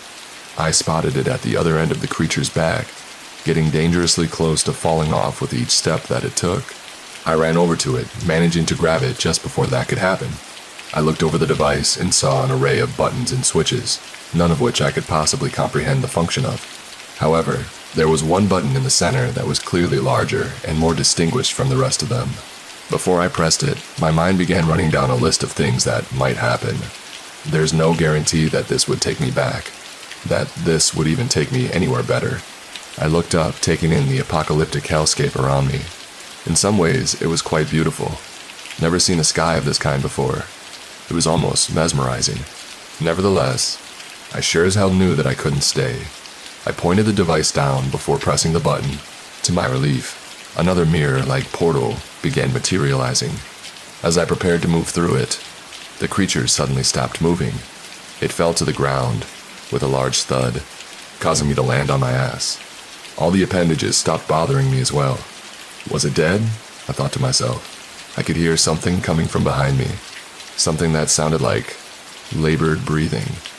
I turned around, coming face to face with one of the most horrific sights I could have seen at that moment. It was Cain, covered in bloody bite marks. There had been a large chunk taken out of one of his arms, while a portion of his skull had been exposed to the top. He began limping towards me, his expression so demented that I couldn't even meet his eye with my own without feeling complete despair. You thought that would be the end of me," he said in a raspy growl. "I won't stop. I'll never stop." I stopped thinking about what might be on the other side, turning my back on him and jumping through the portal. I could feel the wind biting my battered skin as I did so. I found myself standing in freezing drizzle along a rocky beach shore. I quickly pressed the button again, closing the portal behind me, just as Cain was getting ready to make it through as well. It was finally over. Despite the excruciating pain that I was in, my lips curled into a grin, and I began to scream into the wind. This was my moment of catharsis. I looked at my surroundings, seeing no signs of any creature around. It did seem like I was on Earth again. I began walking, trying to find my way back to some sort of civilization. However, my body had pretty much reached its limits. I passed out before I could make it anywhere. Somebody found me before I could freeze to death. I woke up in a small wooden cabin, back in the warmth of a space heater place next to the bed. My wounds had all been bandaged up, and there was a nice, savory scent lingering in the air, which caused my mouth to water incessantly. I wasn't quite sure how long it's been since my last meal. I sat up and looked around, spotting a woman, probably in her early 30s, cooking over a stove just a few feet away from me. She saw me, looking over, and smiled. "How good," she said. "You've woken. Are you hungry?" She had an extremely strong accent, which I recognized as Alaskan. I guess that's where I'd ended up. Even though I tried controlling myself, my manners were pretty much non-existent at that point. I slurped down 5 bowls of that stew without a care in the world. The woman didn't seem to mind. She didn't ask many questions either. I could appreciate that. "Oh," she said as I put the bowl up to my mouth and scraped the last pieces of fish into my mouth. "This is yours, isn't it? I found it lying a few feet away from you." She was holding the portal device, nearly forgotten about it. I thanked her, and I put it into the drawer beside the bed. It's been a few days since she found me, even though she said I could stay here for as long as I'd like. I don't plan on bothering her like that. Using her laptop, I've done some research. I've concluded that this is not the same Earth that I left behind. It's similar, but it's not identical. A few key details have all but confirmed that. Back in my world, Cain has already started the invasion, and even though he's dead, I'm pretty sure he wasn't running the whole operation alone. In hell, I can't even be sure that he's dead. I'm not going to take the easy way out and stay here for the rest of my life. After all, I still have a mission to accomplish. But that might take some time though. Something human, like is standing in my yard, Last night started off pretty normal. Most of the downstairs lights were off when I got home, but that was to be expected. Sarah doesn't mean to do it, but she always seems to forget that her husband works the graveyard shift, which means he'll be coming home most nights when both she and our son, Nathan, are fast asleep. It's nothing to be angry about, though. I simply planned to bust her for consistent forgetfulness the next morning, and nothing more. Anyway, I hadn't eaten anything in the past few hours, so rather than going straight up to bed like I always do, I decided to pop a frozen pizza in the microwave, just to silence my growling stomach. That break of routine, as meaningless as it seemed at the time, is probably the only reason I'm writing this post. So once I opened up the beeping microwave, I saw that its clock read 2:49 a.m. I almost regretted staying up to eat this pizza. I truly could feel my eyelids getting heavier with every second. Rather than move to the table to eat, I ate right in front of the microwave. I figured Sarah could clean up any mess in the morning. I just wanted to get some food in me and get some rest before I had to follow the same tiring schedule all over again the next day. And where I was eating, my front door was roughly 90 degrees to my left, only about 15 feet away. I could see my front door and the small window beside it if I was looking that way, but at that point, I wasn't focusing on anything other than devouring my pizza. Out of the corner of my eye, I noticed that the motion lights had just unexpectedly turned on. Other than being surprised, I didn't pay much attention to it at the time. We live in the pretty wooded area around Sealy Lake, Montana, and get animals moving around through our yard at all times. I was just sure that whatever was out there was nothing notable, maybe a badger or something like that. After a minute, the lights clicked back off. I assumed that whatever triggered them must have been scared off immediately by the lights. I returned my focus to my pizza. Once I was done eating, I dragged myself to the stairs with what little energy I had left in my body. To get to the stairs, you have to walk into the front entryway and pass by the front windows. Not thinking, I took a look out of my front window and was immediately jolted awake as my heart pounded like it was going to leap out of my chest. Standing in my front yard about 20 feet away from the door was a man. Well, the outline of what seemed to be a man. There were no street lights on our streets, so the only lights in our yard were the motion lights we installed when we moved in, which, as I mentioned, were off, and the dim light we kept in the entryway, radiating out the front windows to the yard. And all I could see was this outline with a head craned upward, as if he was looking into the stars or something. I didn't really know what to do. It was a freaky sight to see, but we live in the small, secluded town of Sealy Lake, Montana. We know literally everyone that lives around us, and our neighbors are all very trustworthy people. I figured this person was someone I knew, so I tapped on the window to get this person's attention. It's foolish, I know. I wasn't really thinking clearly, I guess. Anyway, I didn't want to wake Sarah up, so I tried to stay as quiet as possible. He didn't budge, no reaction at all. I figured that whoever it was out there could hear me, so I opened the door. Now don't get it twisted, okay?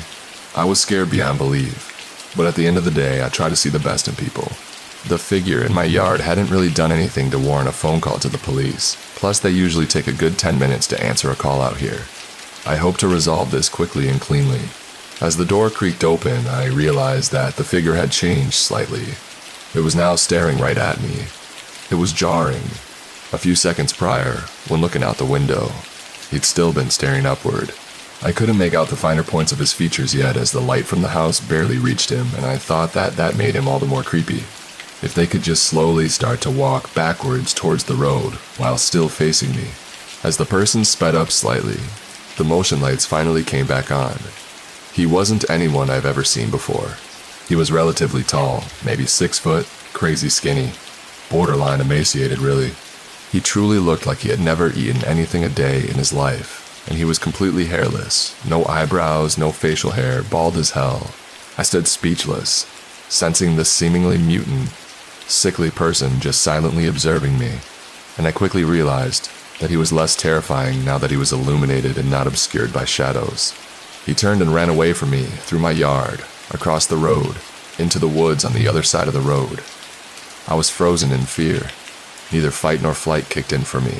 Had this person wanted to hurt me or Sarah? He had the chance, but he didn't take it. I locked the door, alone upstairs, not really sure of what to do. Couldn't I have called the police once it was gone, did I? This guy didn't really do anything. Sure, he was on private property, but I'm sure the police wouldn't take it seriously. I figured it was useless, and that I'd rather keep my guard up in case this man came back tonight. And worried about possibly phoning the police, I got very little sleep. I was sure that every rustle of the leaves, or every gust of wind, was a trespasser returning. He finally showed my eyes at 6 a.m. when the sun started to rise. But I was up when I heard Sarah's shuffling in the shower. In the kitchen, there was no good morning. She expected me to be up. "Do you look sleepy?" she said. "Yeah," I replied, but I couldn't really get any sleep. Rough night of working on that. "Hey, since I'm up, why don't I make you some breakfast before you go to work?" she offered. She smiled and nodded in appreciation. I wanted to tell her about the events from a few hours prior, but I knew it would freak her the fuck out. And why wouldn't it? It was a terrifying turn of events. I don't know, I thought maybe her favorite dish of bacon and eggs would make the news easier for her. Sweetly dumb logic in hindsight, I guess. I was still experiencing a fear-induced shock. "What are we gonna do?" Sarah asked. She was trying to stay calm, but I knew by the fact that she ignored her breakfast after I explained the situation that she was freaked out. I told her there wasn't much for us to do right now.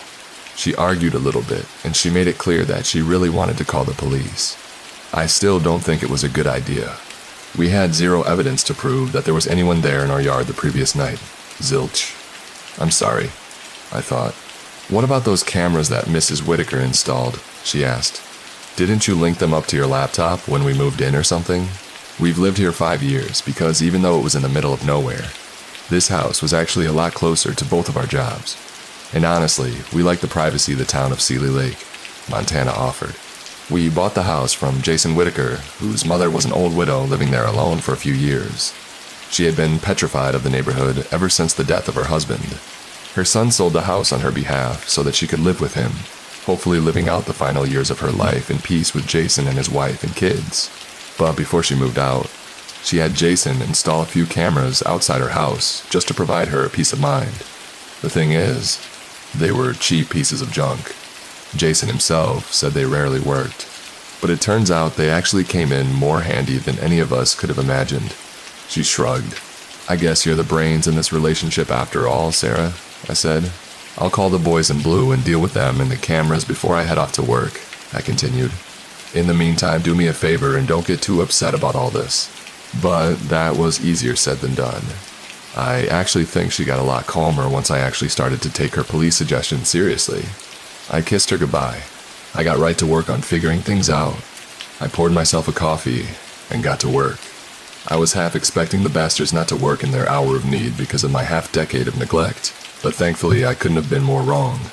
I opened the software, and after 15-ish minutes of updates, I finally saw a live feed of our 4 different cameras outside of my house.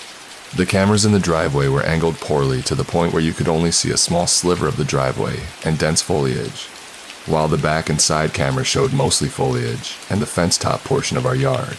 Jason Whitaker had unsurprisingly done a piss-poor job setting up 75% of the cameras. The front camera was a comparative mecca for our home surveillance.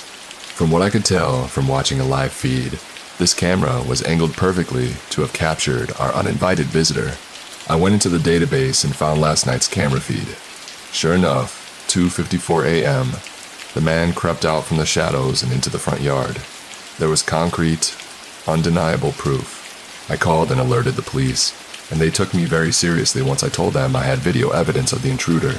The operator said 2 officers would be sent to my home to view last night's video and file a police report. Lastly, my relief was short-lived. Something that the operator said made the hairs stand up on the back of my neck. A logical and seemingly mundane question with immense ramifications. Something both horrifying and entirely possible that I simply hadn't thought of. "Does this individual show up on the security cameras any other night?" the operator asked. All at once, I realized how entirely possible and downright terrifying this possibility was. I mean, how many times did I lay awake in bed and see the front lights click on at odd hours of the night? Like I said, it was a pretty regular occurrence for us. I immediately checked the feed from the nights before. I wasn't sure when he might have come, so I started at 9 p.m. I played it at twice the speed and made it through the night without any more notes. Momentary relief. I went back one more night. At 12:36 a.m., he creeps into the yard and triggers the front motion lights. now stunned. But even worse, he stayed there motionless in complete darkness until just about 5 a.m. He was so still for almost 5 hours that he didn't even trigger the motion lights again until he turned around and left for the day. Think about that. Well, our motion lights aren't very sensitive, I know, for a fact that something as simple as a head jerk from a sneeze would set them off. This guy was essentially a statue for almost 5 hours. I'm writing this, I'm shaking. The police arrived moments after I made my discovery. I told the 2 officers about this new development and they were visibly uncomfortable. Sergeant Reynolds, the veteran between the 2 officers, would later tell me that he never saw anything like this in almost 23 years on the job. We went through 33 days worth of video logs and found that the man came to my home on 27 of those nights. Besides the night I interrupted him, his briefest stay lasted 22 minutes and 15 seconds 5 days ago. His longest stay occurred earlier last week. He arrived at 11:57 p.m. and left at 6. He always stands at a similar spot in the front yard, about 20 feet from the front door. I called in sick for work tonight because I can't begin to describe how little I want Sarah to be alone at this house when the night falls. I'm terrified, so with the cops, especially since they know they don't have this person for much so far. All the evidence shows is trespassing and loitering on private property. If they were to catch him in the act and not find any reason to charge him with a more serious crime, he'd probably just get a fine or a brief stint in jail. They claim they'll have patrol cars scouring the area tonight. 1 car stationed in front of my house all night long, which makes me feel somewhat better. Their lack of answers and their obvious uneasiness about this makes me feel extremely nervous. That's all I have for now. Sarah comes home in an hour, and it'll be dark soon. If anyone here knows anything about the situation, or just has a theory which spots a detail I missed, please let me know in the comments. I'll update you when or if we learn more about this whole situation. There's something, if not it occurs. Until then, let's just hope you make it through the night. Thank you to everyone who expressed their concern for my wife and I. Between all of your kind words and the kindness of the police, it's nice knowing that we're not alone in all this craziness. Fortunately, our night was mostly uneventful after all the bizarre discoveries from the previous day. At least 1 police car stayed parked in front of our house from sundown until sunup.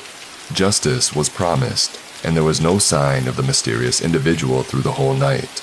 I know it's quite possible he could have been present somewhere else, but it takes all of us in the little victories when we can get them, you know.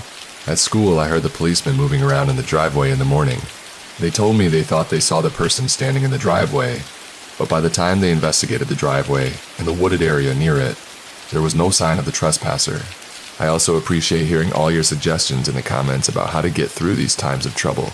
I'm not a superstitious man, but I definitely can't rule anything you suggest out at this point.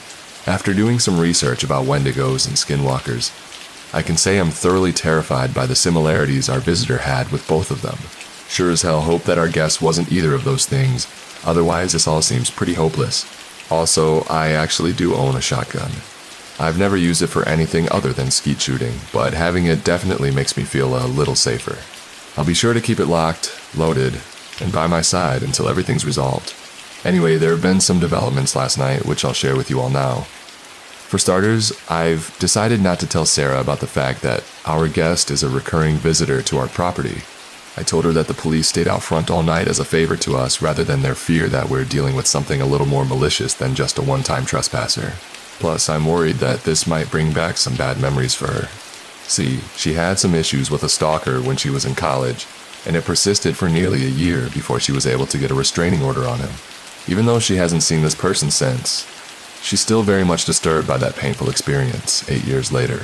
I spent most of last night trying to convince her to make the trip to stay at her sister's, but she refuses to leave me alone despite how unsafe our house is now. I'm walking on eggshells here, so while withholding the truth from her feels dirty, I think it's better than the alternative, as she's sticking here with me. I also made a trip downtown at 9 o'clock this morning to make a few purchases that should let any upcoming nights feel a little safer. The most important purchase, 12 lights, that are much stronger than the ones we've dotted our property with since we moved in. These new lights are set on a timer, so I plan to illuminate just about every inch of our property starting tonight. I also made a stop at my friend Ryan's house after my shopping spree. He's on the road for work right now, but since he's been an avid hunter his whole life, I knew he had something that could really up my surveillance factor: game cameras. Now, if you're not familiar, game cameras are cameras used mostly by hunters that are most often triggered by either sound or motion. Ryan's 3 game cameras were older and were only able to take still frames when triggered, but I think it's important to monitor the woods surrounding my house as well as my property. The more information I can gather on this person or whatever, the better chance we have of getting our lives back to normal. After making my stops, I got back home around noon to both set up for another tense night and to continue finding answers on who it was that was visiting our house. It took an hour, but I readjusted all 4 cameras very handily at it, and the 3 I had to unscrew and remount kept falling no matter how much I tried to screw them into place. But thanks to my effort, I had a much better view of the entirety of the property surrounding my house. I really don't think I'll see much on the 2 cameras and the fence and parts of our property, as the back fence is tall and all that can be seen behind the fence on camera are the dense trees. You never know what could happen. What feels much more useful now is the driveway camera, which finally actually shows every inch of the driveway. Since the cops may have seen a figure in the driveway, I wouldn't be shocked if I caught this trespasser thanks to this new angle as well. I also picked 3 spots in the woods to set up Ryan's motion-activated game cameras. Since these cameras were older technology, I won't be able to see the stills they take until I retrieve them and download their images the next morning. That's a little after 4 p.m. as I'm writing this, and I'd like to go back to the earliest recordings from when Mrs. Whitaker was still living here, so if I can find any evidence of the trespasser showing up all those years ago. I doubt it though, since Jason or Mrs. Whitaker herself would have noticed if they checked the cameras regularly, like he claimed.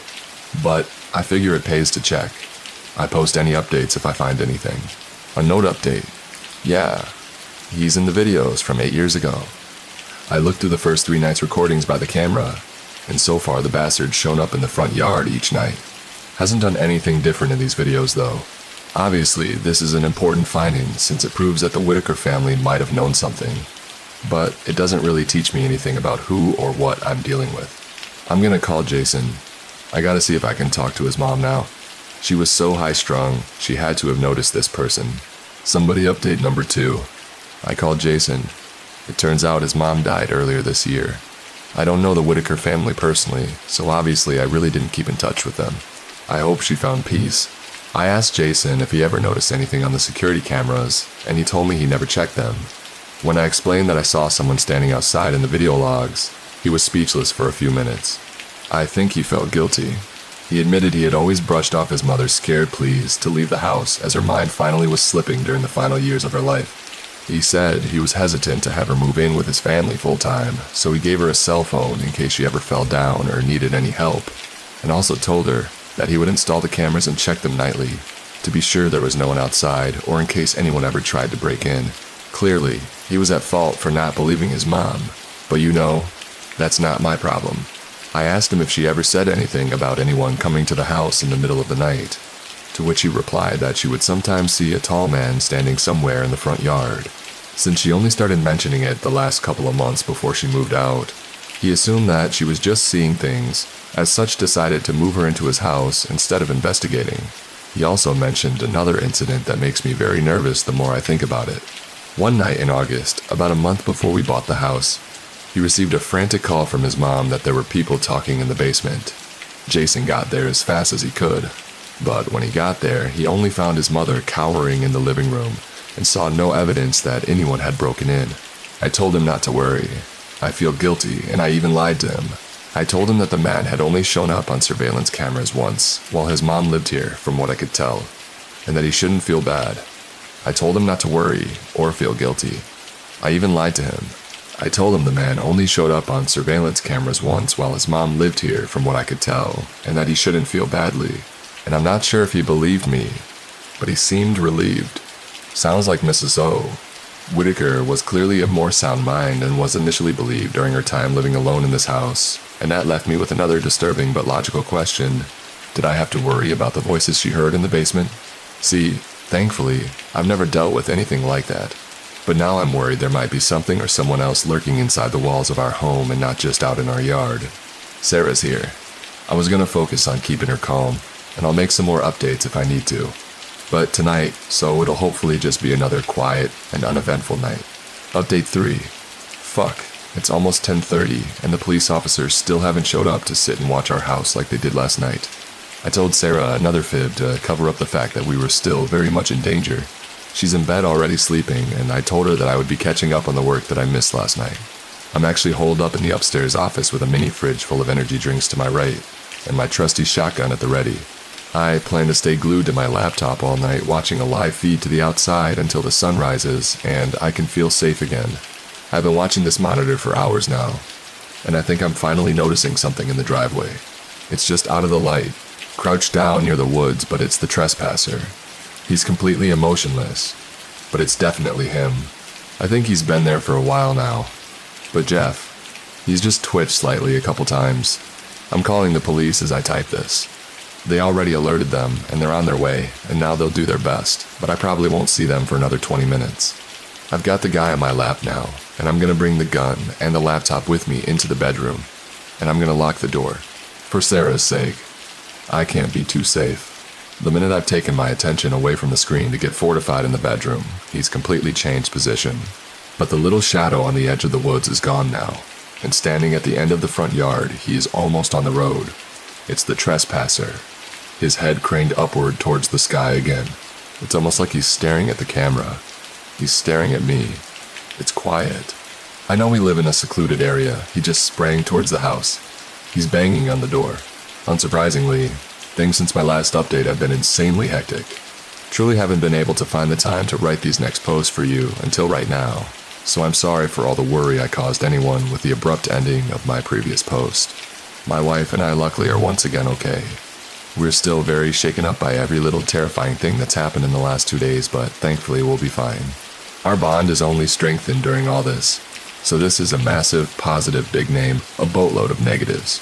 Before I get into the finer details about last night, I want to address something that a lot of you have been saying the past few days, that it was a bad move for me to withhold the truth from Sarah.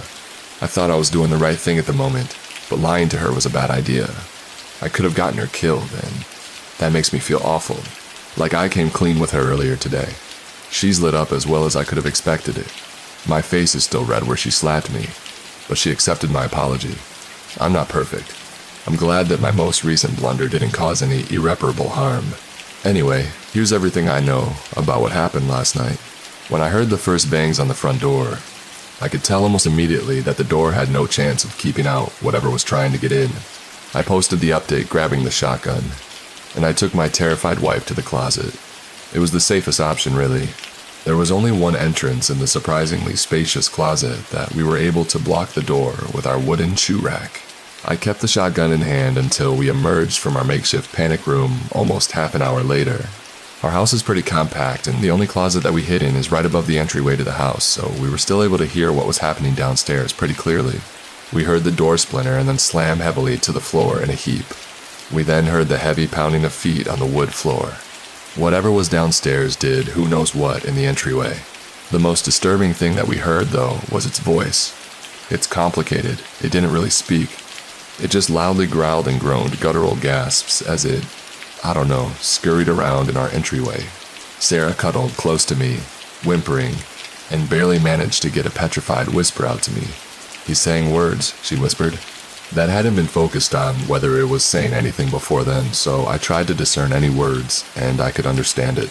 Sure enough, I could sort of distinguish what sounded like gibberish between the similarly pained moans coming from downstairs.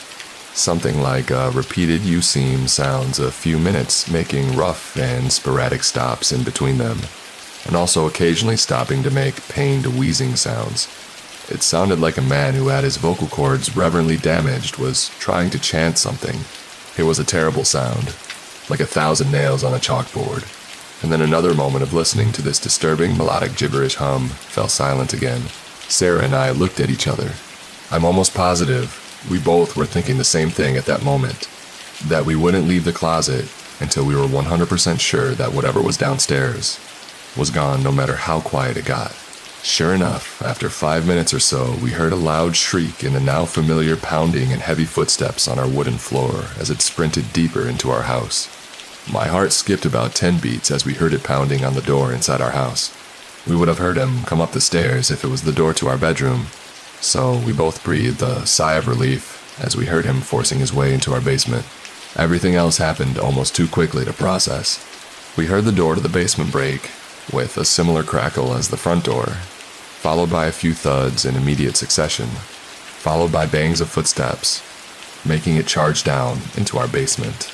We heard another relatively distant but still blood-curdling shriek come from the creature, and then silence again. It was much longer before we heard a shout coming from downstairs. "Police! Come out with your hands up." The police arrived on the scene in full force, probably 20 minutes after receiving my call. I had told the operator I was fortifying myself in the bedroom and where the bedroom was, so I wasn't too surprised to hear knocking on the door minutes after they had entered the house. I was a little nervous leading to the safety of the closet, as my imagination had me worried that whatever had broken into my house was disguising itself as a police officer to lower my guard. But then the voice on the other side of the door addressed me by name. I realized it was Sergeant Reynolds speaking with me. If you don't remember, he was one of the officers who came to my house when I first phoned the police about the trespasser. He escorted Sarah and I out of the house while the rest of the police officers marched down into the basement. There were even more officers with their guns at the ready outside. I finally felt safe for the first time all night. Sergeant Reynolds took us to an ambulance parked at the end of our driveway, where paramedics awaited us to make sure that we were okay. After we were cleared medically, we hopped in Sergeant Reynolds' patrol car, and he took us to the station for questioning. I should backtrack a bit. Even though Sergeant Reynolds clearly wanted us to get out of the house as quickly as possible, I was able to observe the chaos that lay on the floor just inside my front door. There were the expected, but disturbing sights, such as the wrecked front door lying on the floor and the large scratch marks on the doorframe. But there was one unexpected piece of evidence that disturbs me on a whole different level. The police have said nothing about it still, no matter how much I've asked. Starting on the front porch, splashed upon the splintered piece of wood that lay on the floor, and streaking all across the floor in a jagged line leading to the basement door was a bizarre, dark crimson substance. Obviously, my first guess would have been blood, but since this whole situation is extremely bizarre, I can't really be sure. If anyone has any idea what this is, or why the creature would be bleeding all over the place, please. I don't know if the police are withholding information from me, or simply don't know the truth myself, but I can't stop thinking about it. Once we got to the police station, Sarah and I were given time to relax as best we could. We hugged each other and cried, and that's pretty much all we've ever been able to do since leaving the house. It's hard to relax during times like these. I began questioning us a little before 7 a.m. Most of the questions were uneventful or pertaining to things that I already mentioned in one of these 3 posts, so I won't bore you with all the details. But, however, one of the detectives stated that whatever I had discovered in my yard 2 nights ago was most likely not human. He believed this on an examination of the marks in my front door frame, the basement door, and so on my walls. The examination revealed that they were simply too deep, too wide to be caused by a normal human fingernail. We'll call us by something more durable than fingernails. Maybe a large knife, maybe large claws. The forensics suggest that the marks are so uniform in length and distance between each other that they're too precise to be caused by separate blows. Unsurprisingly, they told us that we won't be able to stay in our house for a significant amount of time, which I am perfectly fine with.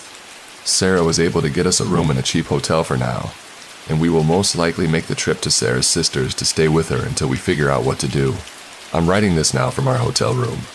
My laptop was kept as evidence, and I gave the police permission to check the surveillance cameras on it, so I'm using my phone to write this. And I don't know what happened in my small, quiet neighborhood after I left my house early this morning. The police are being secretive about everything, but I don't really care at this point. I'm just glad this whole situation finally seems to be under control, and I'm going to catch up on the 2 days worth of sleep that I've mostly lost out on. Have a good night. Update. The ringing of my phone woke me up half an hour ago, and I answered. And the other line was Detective Brooks, one of the detectives involved in combing the crime scene. I didn't know what to expect since I'd already told the police everything I knew. He asked me how many exits there were out of my house, to which I replied 3. There's the front door, the back door, and the storm door leading out of my basement, I said. Obviously the windows could be used as an exit as well, but he confirmed that none of them had been opened or broken upon to get in the house. There was a long pause, and then I heard Detective Brooks swallow hard nervously. Man, he explained. Well, your house was currently surrounded by police officers, he said. There it has been since the moment we got here. Not a single officer outside has seen the intruder leave the home, Inside the house, even more officers have checked every inch of the house and haven't found any signs that the intruder is still here. I said nothing. Yeah, we checked the security feed on your laptop as well, he continued. We watched and rewatched and watched again, every second of the recording. No sign of the intruder leaving. We don't know where it went. I don't know what to do anymore. 2 nights ago, after speaking with Detective Brooks about the creature that broke into my home, I'm pretty sure I had a panic attack. I couldn't catch my breath, no matter how hard I tried. It felt like my throat had closed up. I shouldn't have fallen back to sleep after hearing the terrifying news, but I did. I had no choice. Maybe it was all the stress of the last few days. Maybe it was the panic attacks. Maybe it was something else entirely, but I did fall asleep. And that night, I had the most vivid dreams I had ever had. Usually my dreams are a jumbled mess of nonsense. But this one seemed to flow more coherently than normal. It seemed to tell me something. I found myself in my home's entryway yet again, still very much in shambles like it had been when Sergeant Reynolds escorted Sarah and I to safety for questioning. The door still lay on the floor, and the trail, the crimson blood, like substance, still flowed like a makeshift road leading to the basement. In the dream, this red path led down the stairs to the unfinished part of the basement, which is immediately on your right once you reach the bottom. I didn't go into that part of the basement, most likely because I had always been terrified of that room when we first saw the home. This room was still being used as storage for Mrs. Whitaker and her late husband's excess belongings, and I have really thought about why it actually made me so uneasy. My fear of that room was as strong as it was irrational as long as I lived there. In the main room of the basement, I saw Sarah. She was facing away from me. I heard her whimpering and saw her shaking, like she was the night that we took shelter in our basement closet. I called her. She immediately stopped trembling. Her head snapped back towards me, but she never looked fully at me. Something about her was different. I wish I could explain it better because it was so alarming, but I couldn't really put it into words at the moment. Their head still turned, but not fully looking in my direction. She started whispering something. Never leave. We never leave. We never leave. We never leave. Leave. Never leave. Leave. Believe. I've never, she whispered.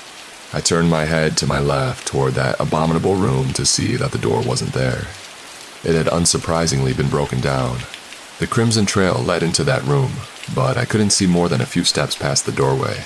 It seemed like all the light had been drained from the room.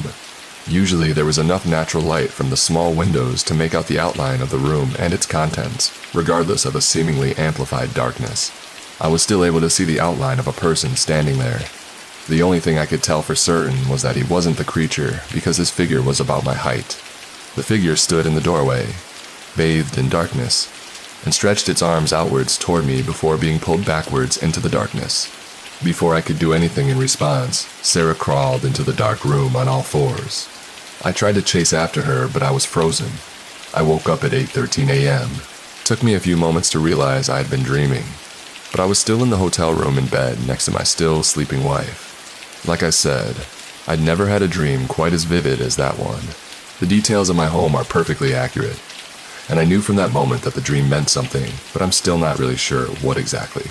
At this point, I wasn't sure if I would be returning to my home to investigate further, but the dream seemed like it was trying to tell me that if I did go to my home, probably something notable in the basement. Sarah and I got lunch and discussed what our next move should be. She was set on moving away from this place and never looking back, something that I was reluctantly leaning towards as well. We both knew that the move would alter our lives forever, and would also mean that we'd have to scramble for a new way to provide for ourselves. I didn't really care at that point. We agreed that we would make a return trip to our home to get our car out of the driveway, and that would be the last time we'd ever set foot on the property again. We determined that we would go there once we were done eating lunch and meet up at her sister's house afterwards. At her house, there was the expected hustle and bustle of a crime scene, especially one as interesting as our home.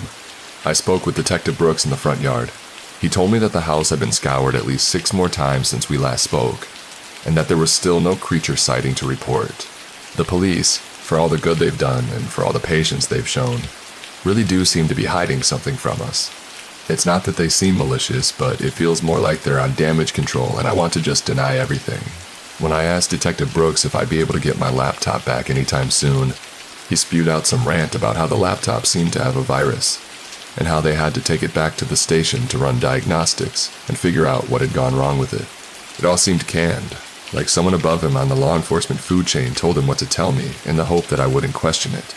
And I didn't want trouble, so I told him that he'd never have to worry about me interfering again. As I walked to my car, I remembered the game cameras I placed in the woods. I wasn't sure if the police ever found them, but my curiosity couldn't be contained. I decided that I had a great chance to get these cameras later that night. It was a case scenario the police found me, and I made up some BS excuse about just wanting to get my friend his cameras that I borrowed. Best case scenario, I find something new that helps me understand this whole situation a little better.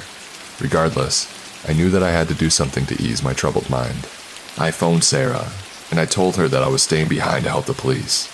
I know I'm an asshole for lying to her again, but honestly, if I told her what I was actually doing, she'd either try to keep me from looking for the truth because she was scared, or she would want to come with me and put herself in greater danger. I think this time, it's entirely warranted. I nervously drove around until nightfall. Finally, I made my way back to my house around 9:30. It was dark, and I was determined to find the truth. I really didn't want to be back at this place, but I knew that if I didn't at least look for any signs that might explain all this, that I'd likely go insane. Finding these game cameras seemed like the safest way to find the truth. The first thing to cross my mind when I arrived at my house after dark was a simple observation. It's a lot quieter now. And not just in the sense that it was nighttime. There were no more police officers there. Less than 6 hours ago, my home was lively. There were at least 8 officers still on perimeter duty, plus many other police officers inside on monster watch. There were forensics crews trying to find any sort of solid evidence that could be used to understand what had happened within the walls of my home. The police had fallen eerily silent once again, and once again I hated it. But I saw an opportunity. I dashed to the front porch and inside the front door. I found the exact same sight waiting for me from my dream. My entryway was still a chaotic scene of destruction with the Crimson Path summoning me to investigate the basement. There, called my dream and the feelings I felt down below the surface. I wanted to turn around, but instead I found myself at the top of the stairs looking down. On the stairs, I saw the destroyed door lying right there, where it had been in my dreams. I saw the Crimson Trail turn right and go into that terrifying, unfinished room of the basement. I thought about taking a step downward with the silence of the house shattered before I got it started. As a faint, constant, and indecipherable whisper, voices emanating from the basement. As the voices grew in volume, they became more distinct, which became no easier to decipher. There were at least 4 voices involved, but they were so easily a bit more voices speaking. They all spoke at once, sometimes over each other. I don't know to whom they belong, but I knew these voices must have been ones that Mrs. Whitaker had heard. It caused her son to move her out. This is my attempt at transcribing some of what I heard. Does anything remain in this ear? They're so misplaced. I want to, the voices whispered. For reasons unknown, I lived in the dark. I truly cannot be sure that any of this text is correct, but this transcript is the best I can do. They were loud and indecipherable whispering. There was an omnipresent undertone to what could barely be called conversation. I also heard a woman crying at different times during the exchange. It pretty much never stopped, despite the other voices speaking, while the crying was sporadic but occurred when both women's voices were speaking. I stepped onto the top step of the basement, and the damn step creaked louder than any step ever had in the history of stairs. The voices immediately stopped. So did the whispering and crying wheels screech to a halt. The unnatural silence returned. The hearts had a drum roll. I ran to my car with my legs churning unrestricted to my brain. I didn't care anymore. Fuck the truth. Fuck those game cameras. I wanted to live my life. I wanted to grow old with Sarah. I didn't want to end up in the basement with whatever was down there. And I started the car. I noticed the creature was now standing in the doorway of my home. He was facing away from me, looking inside my home as if it knew I was looking at it. It turned its head 180 degrees to look at me in horror. The same confused look on its face they had when I had accidentally discovered it a few nights prior. It mouthed something at me, and then it sprints deeper into my house with his eyes still locked upon me. I'd write this final update from the comfort of my parents' beach house over 400 miles away from a haunted little home in the middle of nowhere in Sealy Lake, Montana. Sarah and I look forward to starting our new life together far away from that place. Tomorrow begins our job search. However, I'm unable to stop looking over my shoulder every time I hear the settling of this house, that crackling air conditioner coming alive to cool our home. You still exist. Stark corners of our world untouched by the light we consider ourselves so safe inside of. If you look hard enough for them, you'll find them. If you listen closely to them, you'll hear them. Once you've discovered them, only see their darkness. Spend our lives trying to outrun them. The truth is, we never escaped them. Last night I woke up in that basement. Sarah was there. She acknowledged my presence but never looked at me. I could hear crying, but I don't know where it came from. We never leave. We never leave. We never leave, she said. A voice called my name at midnight. I thought it was a dream at first. The kind where something feels off, but not enough to jolt you awake. But I was already sitting up in bed, my shirt damp with sweat, and I could not figure out why I was awake. The room was pitch black. My fan was off, which was weird because I always sleep with it on low. It hums just enough to block out noise from the street. I waited, listening. It took one full minute before I realized something was not right. No ticking from the wall clock, no fridge buzzing from the kitchen, not even the faint hiss of air through the heater vent. The silence was so total that I could hear a faint pulse inside my head, like the sound your ears make when you are underwater. I live alone. Just me and my two gerbils, Max and Pip. They are usually skittering around or chewing on their bedding by this hour. But tonight, nothing. I leaned over the edge of the bed to peek at their cage on the floor. They were sitting completely still, side by side, eyes wide open, both facing the same direction toward the door. It did not scare me at first. I just thought maybe they were startled by something. I whispered, "You two okay?" and reached to slide my phone off the charger. The screen lit up before I touched it, and the sound that came out of it, God. It was like a screech made of TV static, but warped and twisted. The kind of sound that makes your body pull back, even if your brain does not know why yet. I fumbled the phone. It buzzed so hard in my hand, it almost flew out. The screen showed a bright red alert message covering everything, but it did not look like any normal emergency alert I'd ever seen. No FEMA logo, no timestamp, no option to dismiss it. Just this message in sharp block letters that looked like they had been typed in a rush. Emergency alert. Remain indoors. Do not look outside. Do not use screens or mirrors. Do not engage with any audio sources. Stay low. Stay silent. Threat level extreme. I stared at it, still holding my breath. I tried tapping the screen, but nothing worked. Not the power button. Not the volume buttons. I could not close it. It just sat there in my hand, glowing red like a warning light. Then, for the first time, I noticed how cold the room had gotten. Not like normal cold. This was the kind that soaks into your skin. The kind that feels like something is drawing the heat out of you instead of the air just being chilly. The gerbils were still frozen, motionless, and I was getting this horrible feeling I was being watched, but not from inside the room, from outside. I moved to the hallway, every step soft, listening for anything, any sound that would explain the weird alert or the dead silence. My apartment is on the ground floor, one of 6 in a narrow complex on 15th Avenue Northwest, just off the Ballard Industrial Park. I could usually hear trucks groaning past even at night, but tonight, not a sound. When I reached the kitchen, I froze. The microwave display was black, the digital clock on the stove dead. My Wi-Fi router had a single red light flashing over and over, like it was trying to stay connected, but could not. I did not touch anything. My phone buzzed once more in my hand. Just one short pulse, and then it shut itself off completely. The silence returned, and then I heard it. Not from inside, from the yard. Maybe 10 feet outside the window, by the sink. A soft scraping sound. Slow, deliberate, like someone dragging something across the outside of the building. Not scratching, more like dragging wet rope over concrete. I stepped back, bumping into the fridge with my hip. The alert's message repeated in my head. Do not look outside. I did not. Instead, I backed away, turned down the hall, and quietly closed the bedroom door behind me. My mind was racing. I did not know what was going on, but every part of me screamed that I should not be near the windows. I crouched next to the gerbil cage and gently scooped them both into their travel box. Pip twitched once, but did not move much otherwise. That was almost scarier than the noise outside.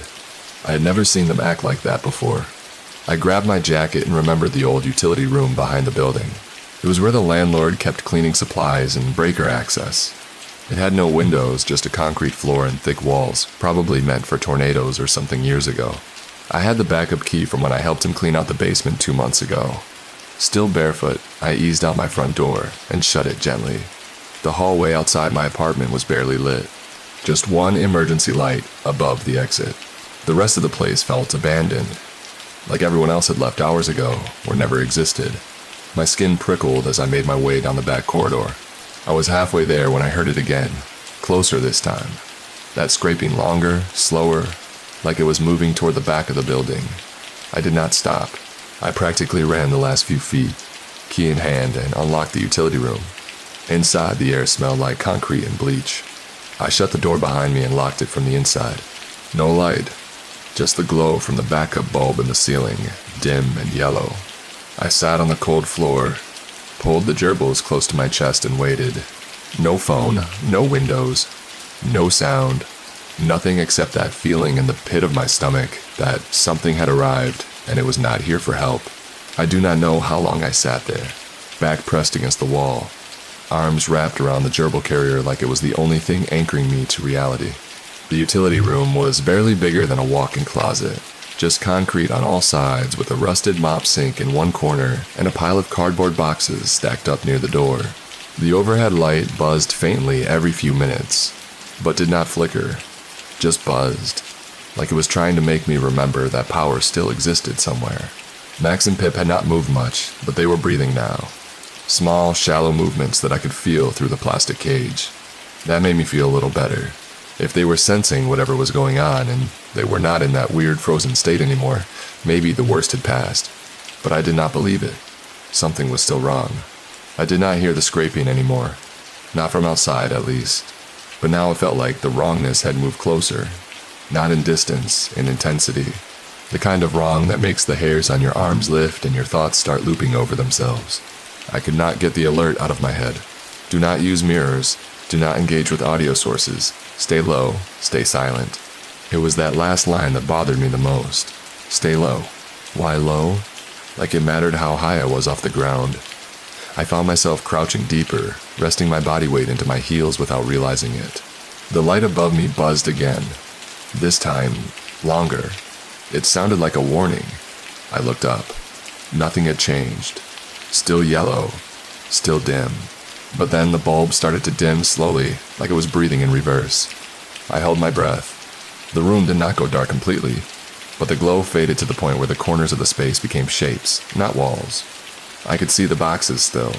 I could see the outline of the mop sink, but everything felt just slightly warped, like the angles were too sharp, like the corners had moved when I was not looking. Then, a sound inside the room. I jerked my head toward the door, but it was not coming from there. It was coming from above. A soft, papery flutter, like a moth brushing against a light bulb. Then another one, slightly louder. Then another right behind me. I turned, flashlight in hand, heart climbing into my throat. I did not even remember grabbing it, but there it was, clutched white knuckle in my fist. I clicked it on. There was nothing there, just the same stupid boxes.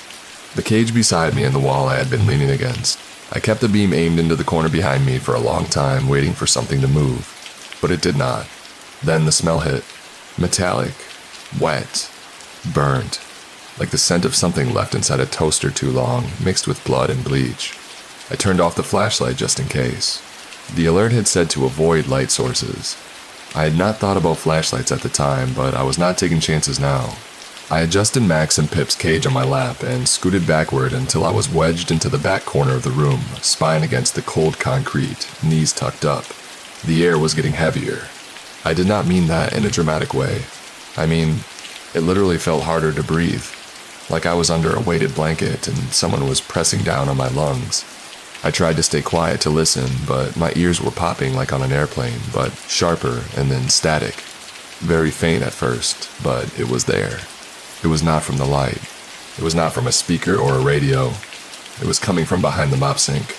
A low hiss of static broken up now and then by what sounded like clicking or tapping, like something trying to form a pattern. I kept still, too afraid to move. But my heart was racing. I had a sudden urge to talk, to say anything, even a whisper, just to prove I could. But the moment I opened my mouth, the static got louder. No joke, it reacted. I shut my mouth instantly, hand over my lips. It faded back down to a soft hiss. That is when I realized it was not just a sound. It was listening.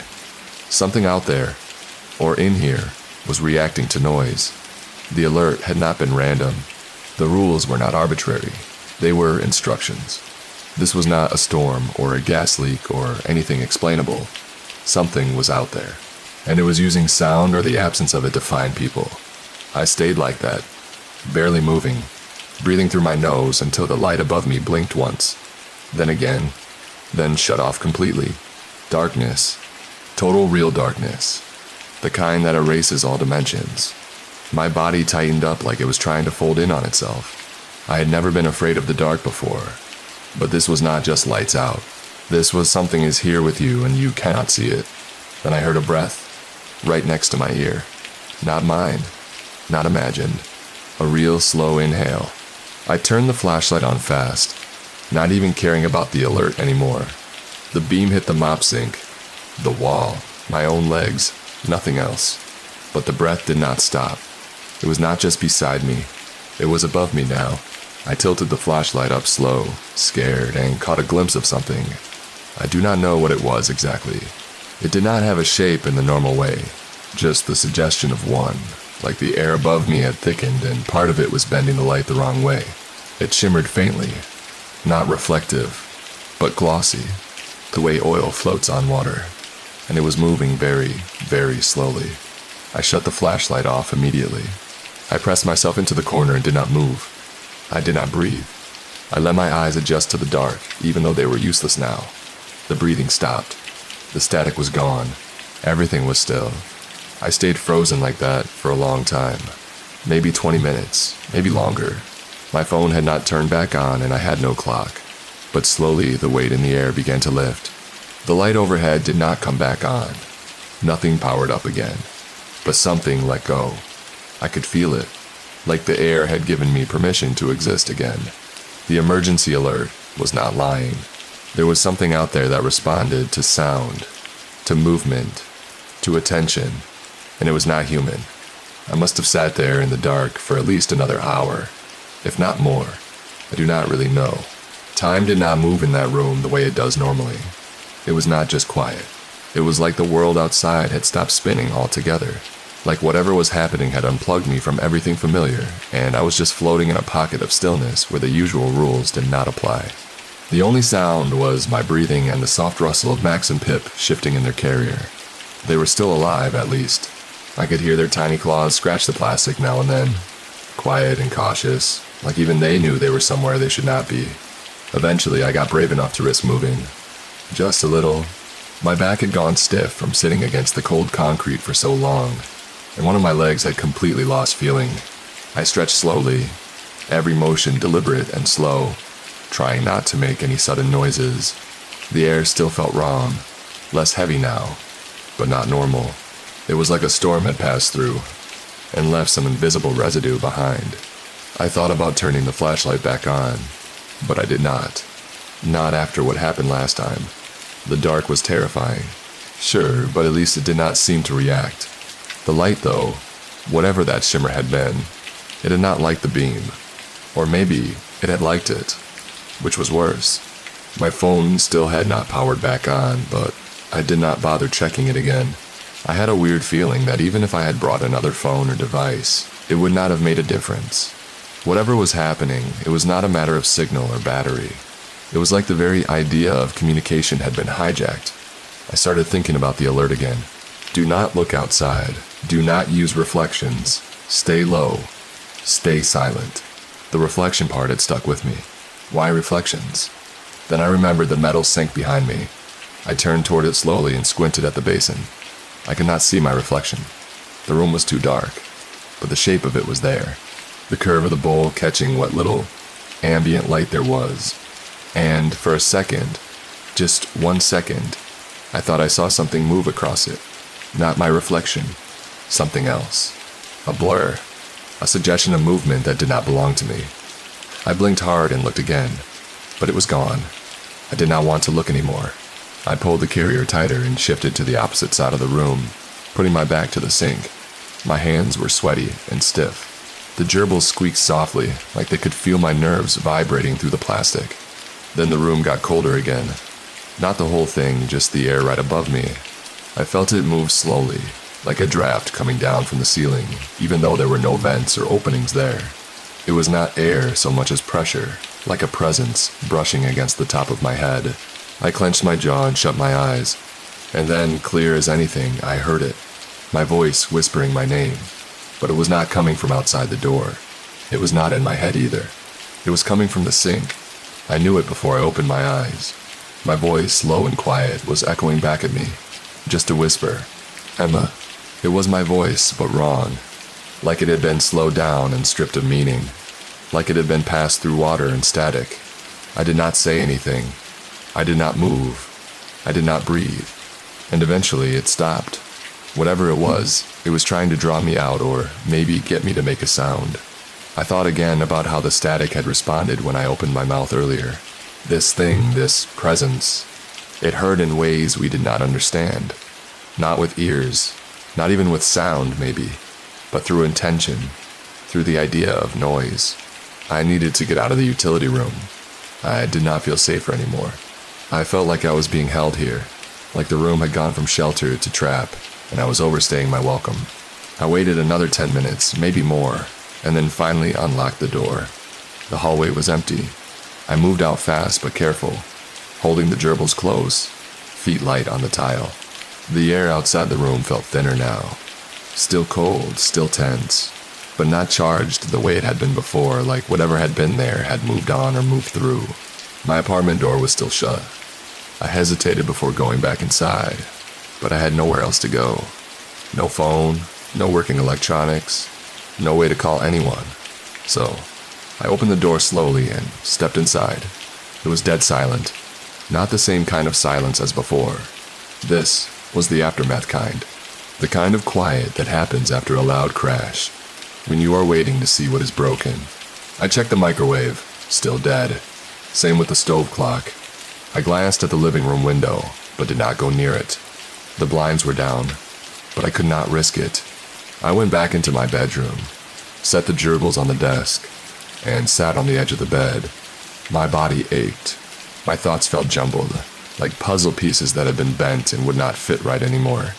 And then my phone lit up, just a little glow from under my pillow. I stared at it for a long time before picking it up. No sound, no vibration. The screen showed one new notification. Not a message, not a call, just another alert. This one was short. Follow-up alert. 6:02 a.m., Ballard District. Primary event subsiding. Remain indoors until 7:00 a.m. Do not use screens or audio devices. Stay silent. Cleanup is underway. Do not acknowledge unfamiliar voices. That last line, it chilled me because whatever I had heard in that sink, whatever had whispered my name was not random. It was not an accident. It was testing me, and it would probably try again. I did not turn the phone off. I just set it face down on the nightstand and stared at the wall for a long time. The glow from the alert dimmed the room in red for a few minutes before fading out again, like it was tired. My eyes stayed open, but I was not seeing anything. My brain was too busy trying to make sense of what cleanup is underway meant or how any of this had happened without warning. I should have called someone hours ago. But the truth is, I had not even tried. It was not just about the phone not working earlier. It was something deeper. Like my body did not want me reaching out. Like part of me already knew no one would answer. The alert's last line kept repeating in my head over and over. Do not acknowledge unfamiliar voices. I did not know what that meant exactly, but I remembered hearing myself in the sink. Not just a voice. My voice whispering my name like a question it already knew the answer to. And now with the lights still off and the apartment still wrapped in that thick quiet, I was terrified that if anyone called out from outside the door, even if it sounded like a neighbor or a friend, I would not know if it was real. I sat in silence until I noticed something strange. The gerbils were acting normal again. Max was chewing on a tissue roll, and Pip had started burrowing in the bedding like he always did. The sudden return to normal was jarring. I stood up slowly and leaned in to watch them. Nothing about their movement seemed tense anymore. No freezing, no staring at corners, just gerbils being gerbils. It should have made me feel better, but it did not, because if things were returning to normal, it meant this had happened before, like a weather pattern, something that rolled through and passed on, leaving the surface unchanged but shaking everything underneath. I walked into the kitchen, flashlight in hand, careful to keep the beam pointed down. I did not dare turn on any switches. The microwave display was still blank. I opened the fridge. Nothing. Not even a hum. The food inside felt lukewarm. Electricity was still off, but the building was not making noise either. Not even pipes ticking from cooling off. The air just sat heavy in the space, like it did not want to move. I checked the time on my wristwatch. 6:29 a.m. 30 more minutes, supposedly. I thought about the words. Cleanup is underway. I pictured hazmat suits, radiation detectors, military vans idling in parking lots, but I knew that was not what this was. Whatever needed cleaning up was not something you could scrub or contain. This was something other. I walked slowly to the living room and stood in the center, not near the windows, just listening. At first, nothing. Then, so faint, I could have imagined it. I heard a sound from somewhere outside the building. Not a vehicle, not footsteps, a tone, almost musical. It rang for maybe 4 seconds. A single echoing note, low and soft, like someone blowing across the mouth of a glass bottle. It stopped abruptly, then silence again. I waited. No repeat. I stayed there still for at least 5 minutes, but there was nothing more. I could not tell where the sound had come from. The direction did not make sense. It seemed to pass through the walls, not around them. The temperature in the apartment had not changed, but my skin broke into goosebumps. There is something about a sound you cannot place, even when it is harmless, that makes your mind spiral. It is the mystery of it that gnaws at you, not the volume. That is when I heard a knock. Not loud, just 2 light taps on my front door. I froze. There it was again. Knock. Knock. No voice.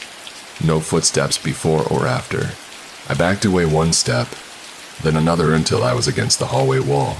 Then I heard it. A voice. Female. Calm.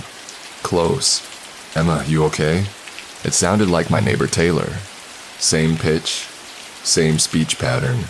We had only talked a few times in passing, but I remembered her voice from the stairwell conversations. But something was wrong. Taylor had left town the day before yesterday.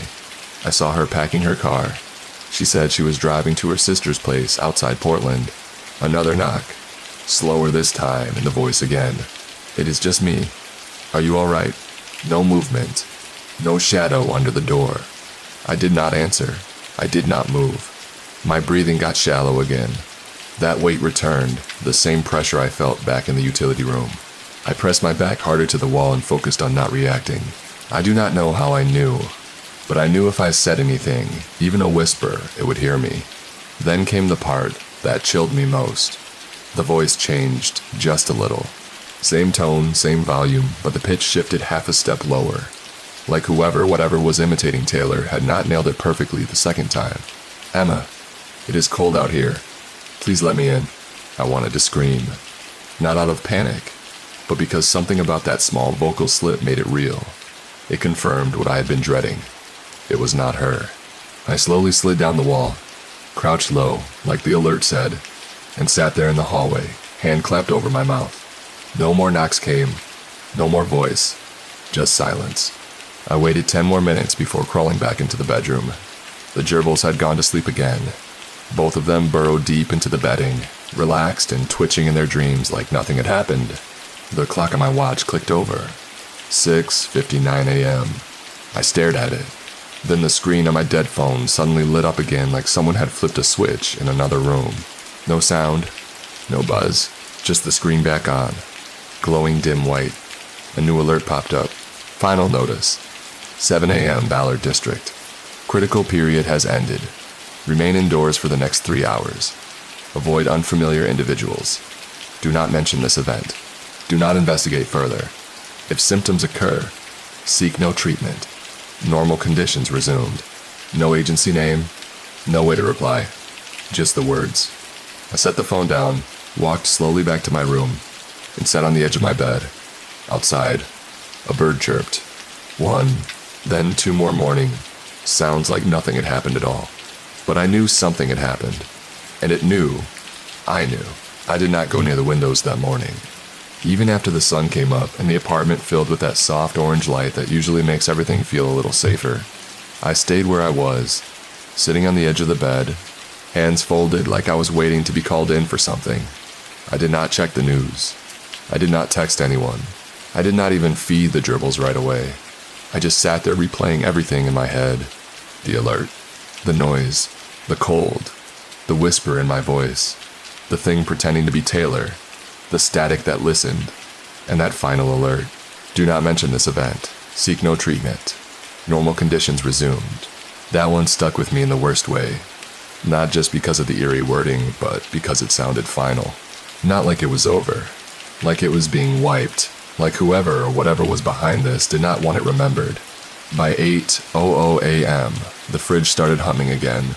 The microwave reset itself with 12:00 blinking steadily. My Wi-Fi router flashed green like nothing had ever happened.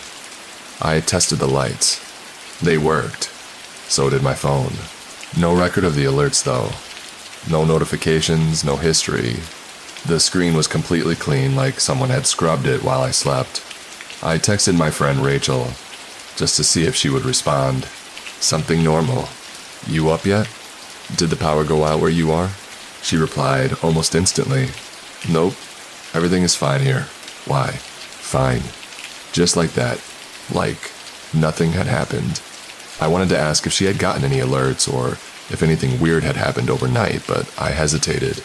That warning, do not mention this event, kept ringing in my head. What if saying it out loud made it worse? What if it brought it back? I just replied, never mind. Must have been a local thing. The gerbils were acting like themselves again, nosing around for breakfast. So, I fed them and checked their water. I kept watching them closely, trying to see if they would show any sign of whatever had come over them during the night, but there was nothing. No more freezing, no staring into corners, no twitchy behavior, just normal little rodents, doing rodent things. It was comforting and creepy all at once. Like they remembered none of it. Like it had all been scrubbed from their minds, the same way my phone had been scrubbed of the alerts. That was when I started to wonder if this had happened before. Not just to me, but to other people. Maybe even right here. Maybe this was a pattern, something that came and went. Like a glitch in reality, and everyone who lived through it just got reset, told to stay quiet, told to pretend. Or maybe some people did not live through it. That thought made my stomach tighten. I remembered the voice outside my door, the fake Taylor, and wondered if anyone in my building had answered a knock. If they had opened a door. If they had spoken back. If they had been taken. I went into the hallway a little after 9 just to see if anyone else was moving around. Normally by then you would hear doors opening, shoes on the stairs, people heading out to work or school, but it was quiet. Not eerie quiet like before, just unusually still. I walked down to the mailboxes. A few envelopes had been shoved into mine, even though the mail carrier did not come until late afternoon. Weird, but I did not touch them. When I passed Taylor's door, I paused. The hallway light above her unit flickered faintly. Not like it was broken, more like it did not know what kind of lighting it was supposed to give off. Like the bulb itself had forgotten its job. I knocked once. No answer. I waited a moment, then leaned in and tried to listen. Nothing. There was no smell, no noise, no movement behind the door. I did not knock again. On my way back, I noticed something I had not seen the night before. Something that might have been new. Or maybe it had been there, and I just missed it because of everything going on. Near the back exit, taped to the inside of the window, was a plain white sheet of printer paper. No letterhead, no logo, just black text, clean and centered. Ballard Community Safety Notice. If you experience confusion, unusual behavior in animals, unexpected technical failure, or loss of memory between the hours of 2:02 a.m. and 7:00 a.m. on February 18th, please take the following steps. Do not discuss these events publicly. Do not attempt to document or share any recordings. Do not describe what you saw or heard. If approached by unfamiliar individuals, do not engage. Remain calm. Normal conditions have resumed. Thank you for your cooperation. That was it. No contact number, no QR code, no source, just a flat, silent instruction to act like none of it happened. I took a photo of the notice, but when I checked my camera roll, it was not there. The image never saved, like it had never existed. I did not try again. Instead, I went back inside, locked the door, and sat back on the bed.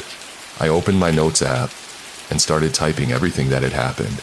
Every moment, every noise, the alert, the freezing air, the shimmer in the dark, the voice outside my door, the copy of my own voice in the sink, all of it.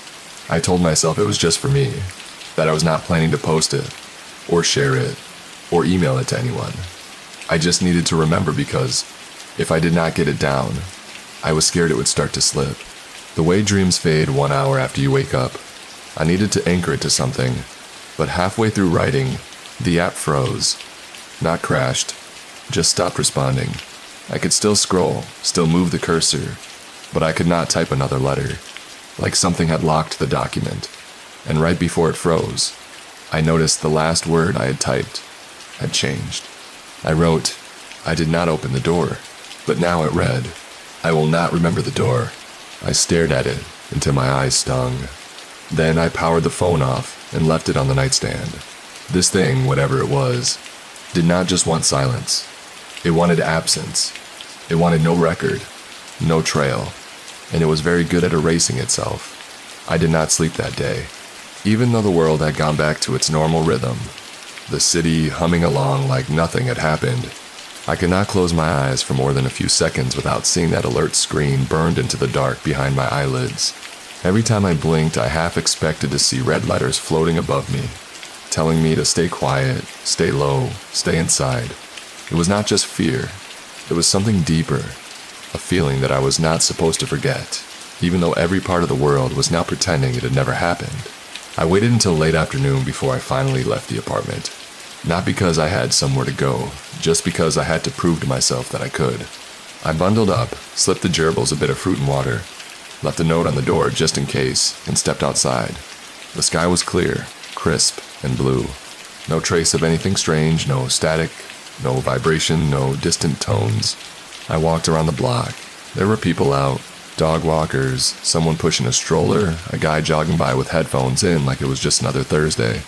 I passed a couple of neighbors on the sidewalk. One nodded at me.